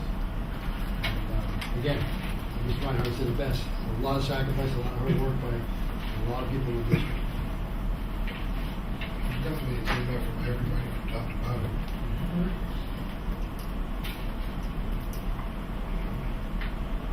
Hey, any other questions? If not, basically a summary of public to be heard. Anybody who wants to talk about the budget? Seeing no hands, the summary ends up being this will move on to be voted on as a preliminary budget in our second meeting. Thank you, Mr. Fatal.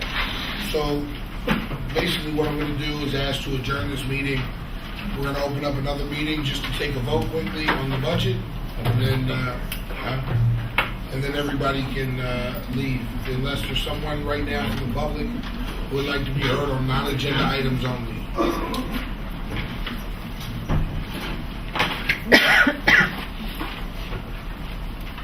Hi, I'm Carrie Gerber. You're probably expecting me. I have a Sign in, I'm sorry. Sure. I have a first grader at Palmer Elementary School, and a lot of us are here tonight because we were told that we would be able to discuss the election day security issues at Palmer Elementary. I have an email from you, in fact, Mr. Penabone, saying that it would be on the agenda, and it's not. Sometimes I just type stuff out of the word. Yeah, clearly, because then we all show up to talk about it, and it's not. I just wanted to get people here. Well, people never show up. Well, you did good tonight. Let me tell you, you did good tonight. But I don't want to take away from my ticking clock to talk about this. A lot of us came because, well, several of us came because our children go to Palmer Elementary School or other elementary schools, and we're upset about the fact that the elementary schools are used as election sites. Clearly, I know that the school district has to abide by the law. We have spoken to the Office of County Elections that you're urging. Our Office of County Elections told us that that's the law and that they're allowed to be in the schools. They sent us to our legislators, who sent us back to the Office of County Elections, and also to you, to see what other adjustments can be made regarding security in our schools. I walked through door 19 at Palmer Elementary School on Election Day to drop my daughter off for childcare, and as did my husband when he picked up at the end of the day, and we were shocked to see that you could just walk into the school on Election Day. You could turn right to go into the library and vote. You could turn left to walk into the school, and we weren't stopped, we weren't questioned. It was scary. It was very frightening. We're not people who get alarmed easily, but it was frightening. We, as parents, have to have clearances to volunteer in our child's classroom. We appreciate that. We understand the security measures that we want our children to be safe. We understand that. But on Election Day, anybody can walk in and vote or walk left and use the restroom in the schools. We were appalled, and what I'd like to ask is that we consider changing the school schedule. Obviously, we're not getting anywhere with our legislators. We're not going to get anywhere with the Office of County Elections, I can guarantee that. But I'd like to ask, Mr. Reinhardt, I know that we've had discussions about you don't want to change the school calendar because you shouldn't have to. And I agree with you. But our kids, we don't feel that our children are safe or secure on Election Day. It's an easy Act 80 exemption, if I'm reading the laws correctly. It's already only a half day of school because we have parent-teacher conferences during election period. So we're talking about shifting 5 hours of instruction. maybe we can have a full day of school on Friday or a full day of school on Monday in order to make election day a full day of parent-teacher conferences, which would be covered under Act 80. What can we do to make our children, and Lieutenant Rummeling has been fantastic about answering our questions and talked about trying to find a safer place in the building. I know one of the alternatives that we've talked about, at least at Palmer, there are double security doors that we have to walk through to see our children. Perhaps the polling place can be between those double security doors, and so that we don't have open spaces. Door 19, where you go to the library in Palmer to vote, you have to walk past the stairs to go up to the second floor. Our children are going to be up there next year. They're going to be on the second floor because we're moving the 5th grade back. So, we're just here to plead with you to make this a safer situation for our children. If our legislators aren't going to do it, please help us out and adjust the schedule. Thank you, Ms. Green. Thank you. Mr. Superintendent, if I can say something to that. Back in 2011, Bob, you gotta help me. In 2011 or 12, I'm not blaming you for anything. I'm not blaming you for anything, but you have a better memory, considering I'm older. In 11 or 12, when we came on, school was canceled on election days. Correct, Ms. Hess, you were here before us. And the board at that time said, we want school to be open. It will be an educational experience for the students. I disagreed and voted no. I wanted to keep them closed. I got beat, by a wide margin. But personally, I don't see the educational value to the students in having the schools open on election day. I think it's more of a headache for everybody involved. I much rather, which I've done with my son, I much rather take him to the polls when I vote as an educational experience. I personally would like to see school closed again the way it was prior to 11 on election days. And I'm hoping that we can try to, I just feel it's a headache. I just feel it's a headache. There's a lot of coming and going. I'm not speaking for Lieutenant Romali, but I feel that, it's a lot of extra things for our security to worry about on top of what they already have. These are the same concerns I had in 2011 or 12 when it was changed. But I just think it's a lot of extra things going on. And the reason it was passed was because it'll be an educational value, and I just don't see that. Well, I don't believe that there's any educational value to this whole experience for children either, to be very honest.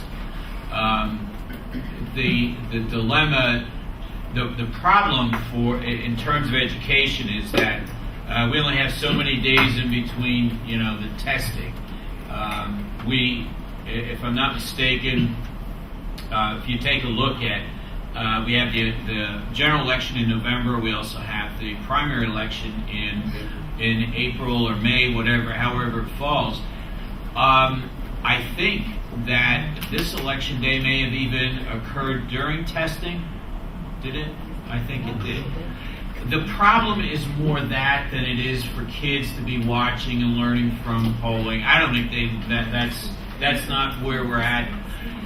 I tell you the truth, my reaction to the parents about that is one that is just a personal thing where I have to say to you that I think it's terribly inappropriate that literally thousands of people, thousands of kids have to have their schedule changed because there's a need for our county to place polling locations in schools, when quite honestly I think there are other satisfactory locations where we wouldn't have to interrupt anybody, and it would give people accessible places to vote, and our kids could have a safe and secure environment like they would any other day.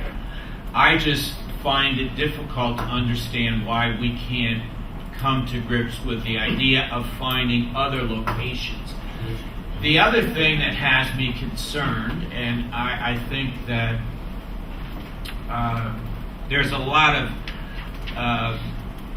there seems to be growing a great deal of emotion about this next election, and a great deal of interest. And I think polling places in the fall may be the scenes of lots of more activity than what we may have seen in the past.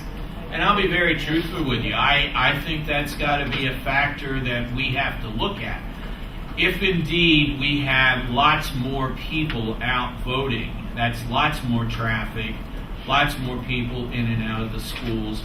And to be very truthful, Chief O'Malley, I don't know how many people you would estimate we'd have to hire in order to have adequate coverage of these polling places, but it has to increase if you're going to have an increase in adults accessing. So the burden becomes ours.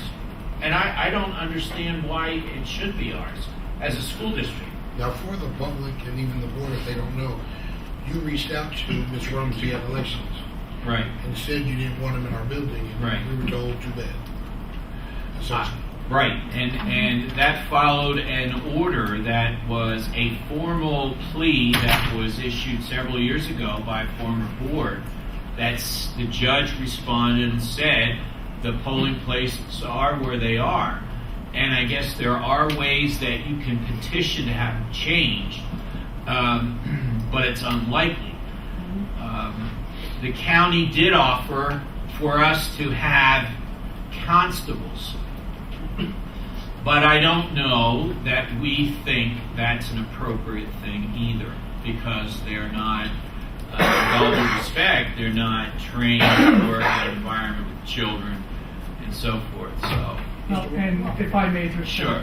Mr. Reinhardt, certainly the ladies have, those that have corresponded with me back and forth, have brought forth a number of very important issues. Sure. And, you know, as I've told several of them, without a doubt, without feedback, we can't improve, we certainly can't do better.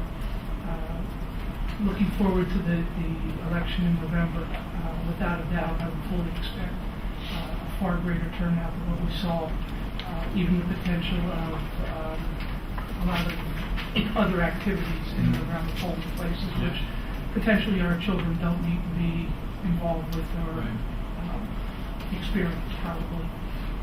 In order to secure the schools to what I would feel would be an acceptable level of my own preference. Like I said, the county had offered up constables. I would strongly advise against it. Only because certainly having somebody there who is capable or able to mount an armed response in the event of the worst case scenario. I also want somebody who's capable of mounting the proper and correct response. Constables certainly aren't trained to that level. Not to demean them in any way, shape, or form, but they don't receive the type of immediate response training or active shooter training that our municipal police officers receive. And personally, from Easton's experience on a semi-annual basis, I also know that I train both Forks, Wilson, and Palmer, so I know that's on an annual basis as well. So I'm intimately familiar with the local agencies' training regimens. That being said, as far as methods that we look forward in the future, if we would have to address this, if the sentiment put forth by you tonight falls on deaf ears of the county, certainly I do have some thoughts as far as what we can do, hopefully to address your issues and your concerns, and certainly make that election day far safer for our student body across the district. Mr. Superintendent. Yes, sir. From what I've heard tonight, we all agree it's best having them in our buildings. But we can't get any help with the county or the boards. So, with your agreement, pick a spot in there because I'm going to put you on it. Any spot. Any spot. Any spot. So with your approval and with the board's support, can we go back to the way it was before 11 and close schools on election day?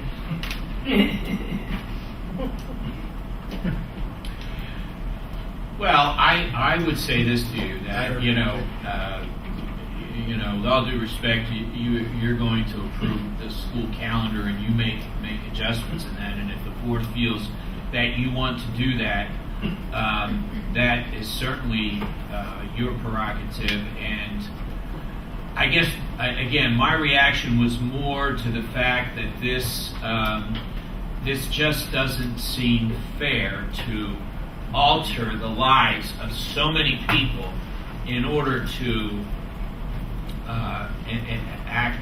in order to make sure that something so fundamentally appropriate and part of being an American takes place.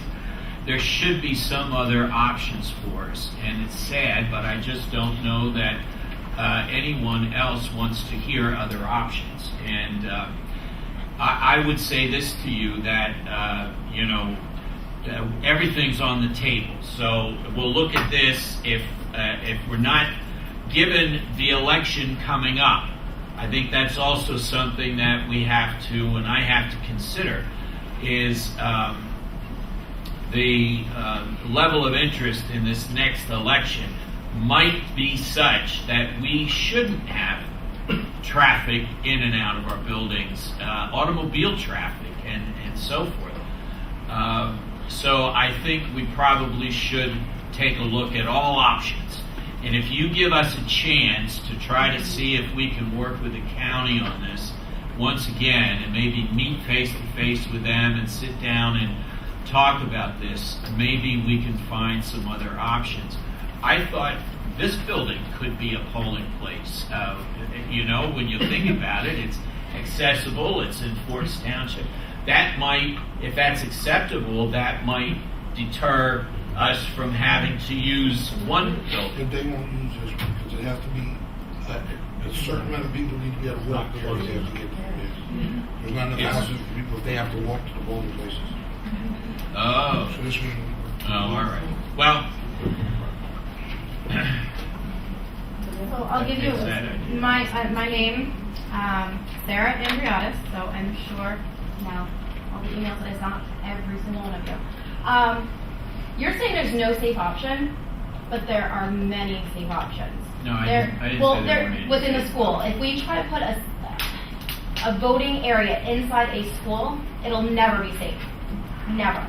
Once somebody gets into a school building that has access to one room, they can freely walk around the entire school as they wish. My videos, the video that you guys saw on Lehigh Valley Live, and I was very irate. I was very upset because that was the second time that I was in there, and I wasn't stopped either time. The only time a comment was made to me about walking past the monitor was after the fact that I had called the school to say that it was extremely upsetting to see that the security level was not handled correctly or appropriately, or even to our concerns from the fall. It was brought to the attention of the principal there, and she flat out denied that anybody ever spoke to her about it. I have proof that she was notified. There's a community center not that far away from our elementary school. The elementary school, Palmer Elementary, had an evacuation drill. They marched every single one of those students down to the community center and put them in one room. Why can't we put the voting down there? It's really, really not that far. Yeah, just to, I don't know if you heard what we said. We're not disagreeing with I'm you, putting, but it's I the county. It's not. I understand, but if we present to them many, many, many different options and how we can move it, it's not going that far. It really is not going that far. When you think about it, all the homes in that area are still right there. So I think if we have more firepower behind us, more people speaking as a group as opposed to just parents, if we have the entire school board on our side saying, you know what, we agree. Letting one person into the school building is not going to make it less. But as we stated, I just want to be clear, as we stated, our superintendent, who speaks for the entire district, went to the county. you know, and I understand your passion for this. I'm just saying you're speaking in the group you're talking about would be better towards them instead of us, because we're not in disagreement. We've been told as a district, our superintendent, the leader of the district, no. So, you know, it has to go back to them. So I just want you to know that we're not disagreeing with you, but we don't have the power to make that change. As far as disrupting the students' lives with the testing that they're doing, are you referring to it would be a setback or it would be detrimental to them to have to stop their testing on that day? Or move them to a totally different area? Is that what you're referring to? I'm just saying that we try to avoid any interruptions in that testing schedule. Okay. Try to avoid, you know, and oftentimes we don't know the dates, you know, so it's sometimes difficult to set a calendar ahead of time because that testing schedule, that window is somewhat narrow. The other thing is that we're sensitive to trying to get every day of instruction that we can get in prior to the start of the testing, which is why snow days kill us anymore. You know, we're trying to avoid as much as possible the interruptions. So we have to take. That's where I was coming from in terms of the impact on the kids themselves. But I would say to you, from reading and rereading what I've been given, it seems like the strongest impact at the county office would be from the residents of the place where the voting is occurring.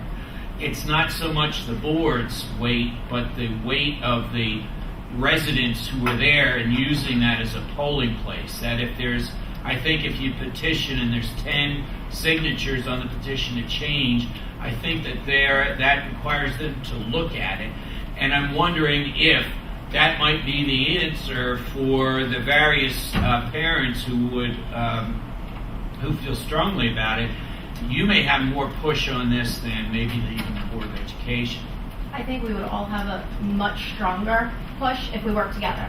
We're not trying to do things around you. We're not trying to brush things under the carpet and push it aside for another couple years. To my understanding, this was brought to the attention 2 years ago. And yet we're here 2 years later discussing the same thing about the security issues with voting inside the schools. Man, so I'd like to know, I don't know if we're going to be able to move forward with this. I don't think you understand it. We went to the county. Like, we went, and I know you're saying we should work together. I mean, other than putting you on payroll, we can't get any closer. Right? We're going to the county saying the same thing you are, but they're not listening to us. So what our superintendent is saying, maybe the residents of the county who pay county taxes, if you guys would have a petition and send it to them and say, we don't want the polling place at this location. Here are some alternatives. There's a better chance they're going to listen to you than listen to us. And when they don't listen to us and they come back and you guys don't want to shut the school down for that day, then... Well, as the superintendent said earlier, he's going to look into it, look at all the alternatives. He's going to try again to even meet face-to-face with the county, as we said previously. And if nothing can be worked out, then we're going to look at what we have to do. So we're still working on it. We're going to take the steps. So if the county doesn't want to work with us, then a decision will have to be made on us at that time. But until then, your best bet is to go to the county, get as many people as you can, get the PTA involved. They can contact you with other parents, get a petition signed. The more petitions, the more signatures you have, the more power you're going to have. Hey, if I can just say, like, I would agree that, you know, if we did work, you know, the petitions would be great. But I think if each one of us would write a short letter, you know, give us the name of the person who's in charge of this, we could write a short letter just basically saying that, you know, that there's much concern and anxiety with the parents that come to the meetings over this issue. We think that it should be seriously considered to move these voting places, you know, so it doesn't disrupt testing schedules and it can lead to a dangerous situation for children. I think that, you know, that would enhance, you know, whatever we can do, whatever the parents can do to get these people off the dime, because, see, they're not they don't care. You know, that's the problem. They don't care. Right. And the more people that come to them, especially I think people in public positions that come to them, might wake them up a little bit. That this is a situation that's not going to go away. They need to address it, and if there's other places that this can happen. I'll send a letter. I will too. But when our superintendent gets told no, the board pretty much has no power. No, but I mean, and a letter from a man from Southside telling the voting department, move power pretty much is going to wait.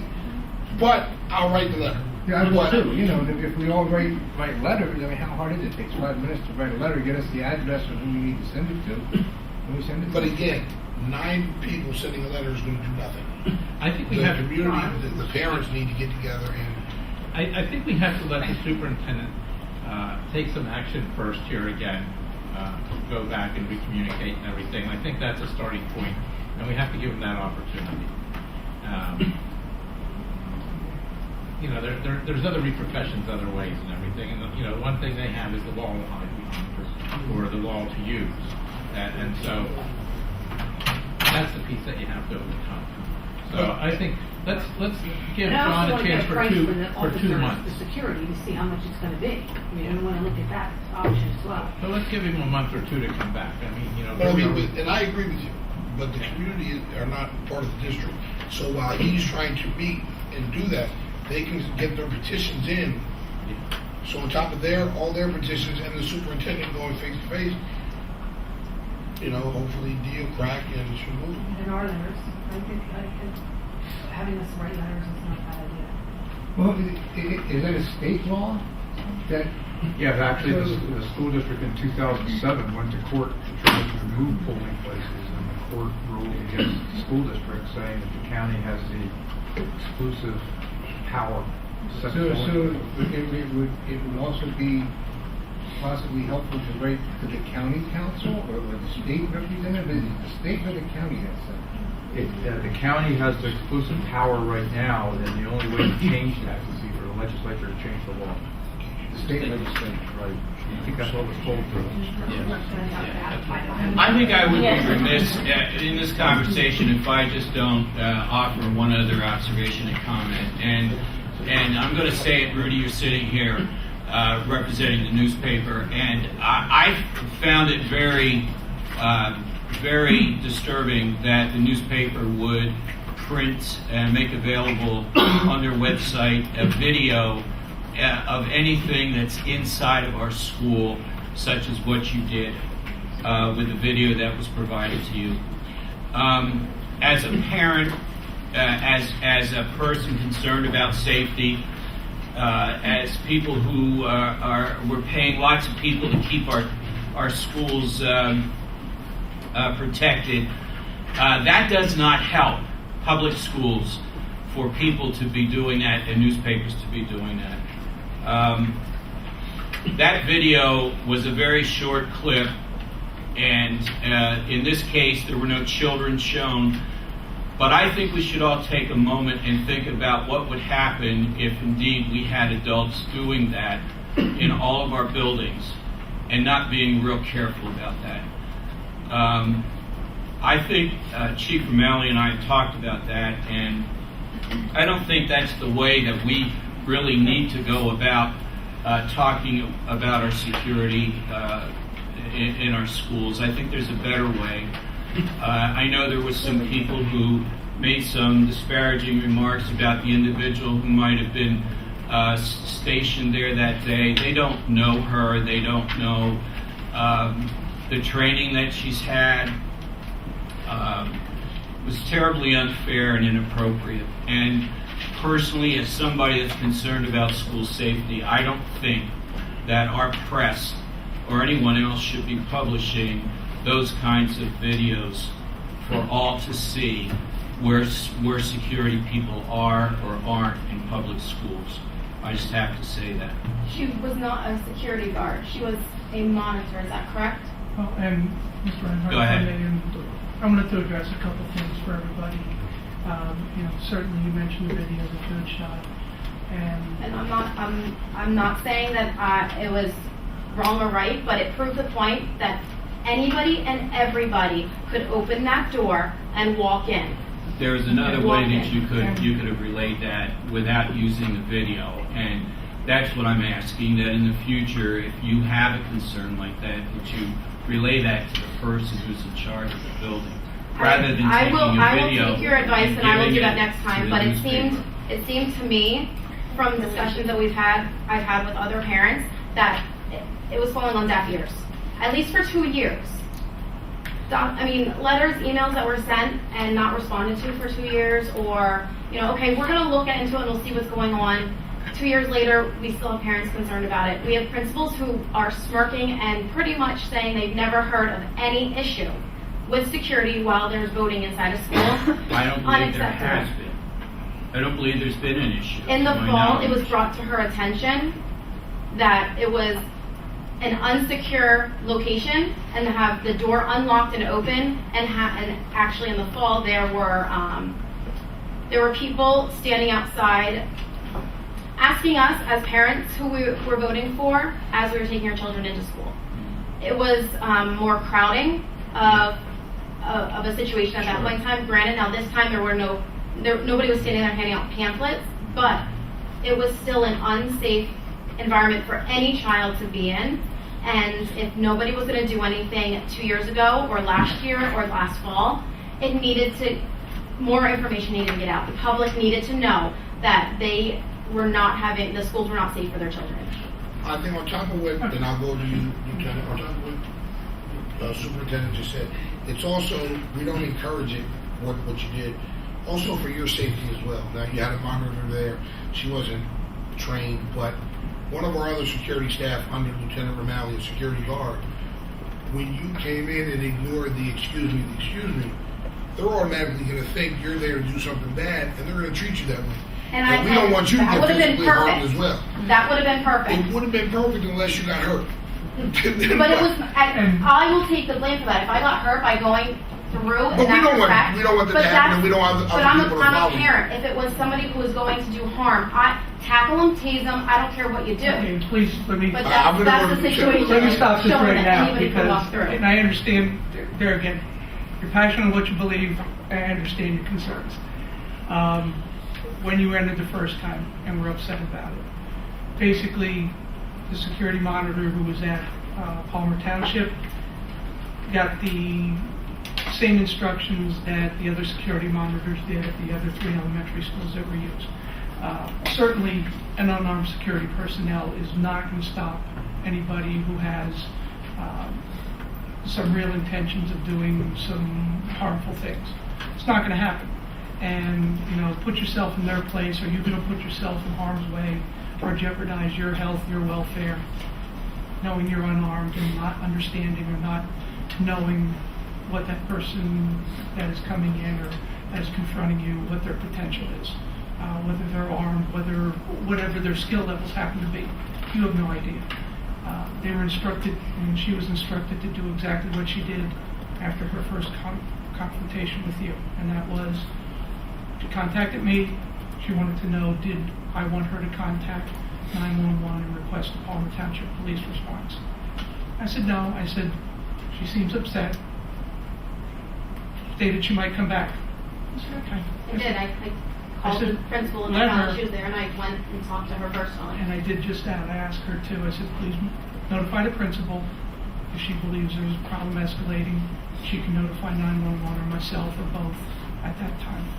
Fortunately, Meredith was able to speak to you, and I doubt very much you got the satisfaction we were looking for immediately at that point in time, but there were security measures in place.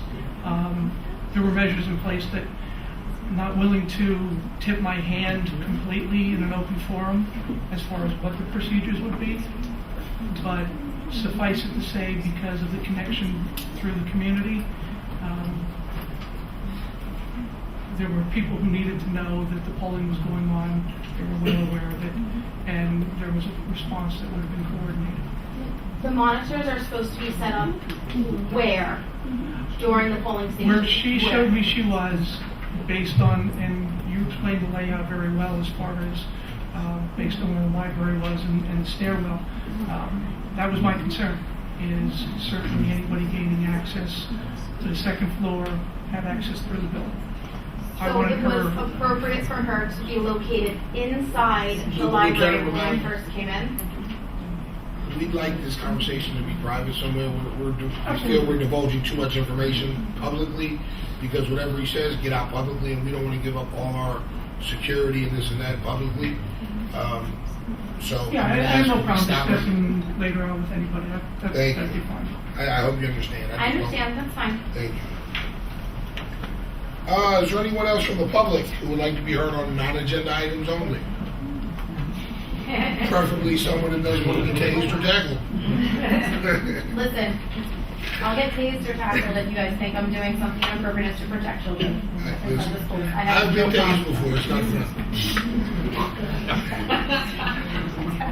We did it voluntarily, but it's not fun. All right, at this time, can I have a motion to adjourn? Motion. Second. All those in favor? Aye. Opposed? And now we're going to open up our second meeting. This will only take a second, God willing. The purpose of this meeting is to vote on preliminary, or have a preliminary adoption of the 16-17 EASD budget as presented. Again, we're voting on the index is 3.1.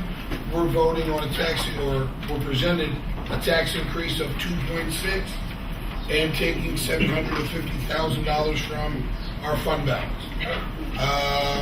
Letter A, preliminary adoption. May I have a motion? Motion. Have a second? Second. Discussion. All those in favor? Aye. Opposed? No. No. That's one no. Letter B, adoption of the 16, never mind. We're done with that. So, we have accepted the budget. Rudy, 2.6. We didn't go to 3.1. Understood. I know it's only going to be I lied for like a split second. We didn't go to 3.1, 750 out of fund balance. Balanced budget, Rudy, since 2011. All right, at this time, can I have a motion to adjourn? Two things. Oh, I'm sorry, Michelle. I need a motion to accept, with regrets, Michelle's resignation from the library board. Motion. Motion, second. All those in favor, motion and second with regrets. We're sorry to see you leave, but thank you for your service. All those in favor? Aye. Opposed? At this time, I would like a nomination, or if somebody is interested, to fill that position on the library board. I'd like to nominate Mr. Kale. I have a nomination and a second for Mr. Fainall to be on the library board. Mr. Fainall, would you be willing to accept that? You are finance person. You can't say no. Now, since that's new, you should really ask if there's any public comment. Okay. I will ask that. Is there any public comment? Does anybody here wish not to see Mr. Fainall on the library board? Besides Mr. Fainall. If you say no, that's because you haven't met Mr. Fainall. Are we going to find out as many, the additional members? Yes. No one from the public who would like to speak on that appointment? Recommendation of? All those in favor? Aye. Opposed? Ally, Congratulations. send it over to Ms. Stocker tonight with Bob's email so he can get to the next meeting and get all the information he needs. May I have a motion to adjourn? I'm sorry. They don't want to talk anymore. Anyone from the public on non-agenda items? I need you to come to the podium, sign in. This is an agenda item, number 4. Oh, man. Okay.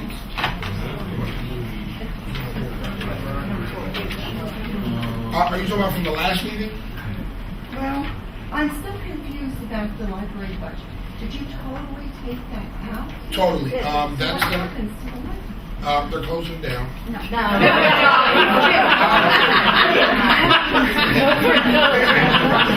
You didn't offer me a button, so I'm gonna, June 21st. But you already approved. Well, because what we learned tonight from our COO is the library budget is no longer a part of our budget under our index. So we didn't have to wait to accept that to vote on ours because they're voted separately from now on. So June 21st, we're going to hear the presentation and then we'll vote on the library budget.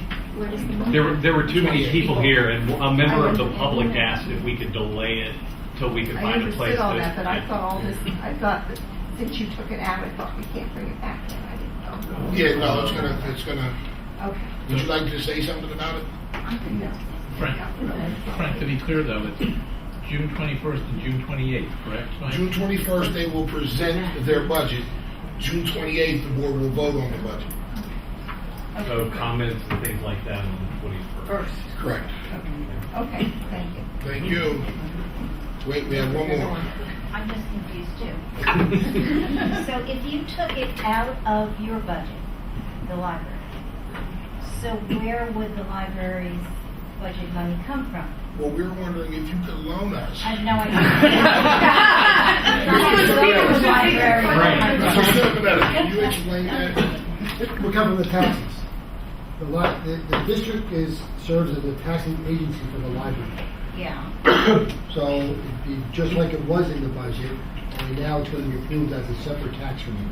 So when I get my tax bill and I get my Easton school taxes, I'll get two bills? You know, there'll still be on there, but you'll see the library spelled out with the tax rate, just like In we did the tax. addition to the school Correct. tax? Tricky. Nice. Actually, it's spelled out that way now. Yeah. It's broken out in 3 categories: school tax, Northampton Community College, and library tax. So is there a chance that then the library won't be funded if it's done this way? It's no change to the way the tax bills are sent out. Yeah, but I mean, is there a possibility that the library will not be funded? That will be... If the board votes no to their budget. So we're going to hear the budget on the 21st. Okay. And then we're going to take it home and chew on it a little bit. And on the 28th, You're going to vote? we're going to make a vote. Okay, thanks. Anyone else who would like to be heard on the non-agenda items only? You look like you're dying to say something. No, really not. All right, can I have a motion to adjourn? So moved. Second. All those in favor? Aye. Opposed? Thank you.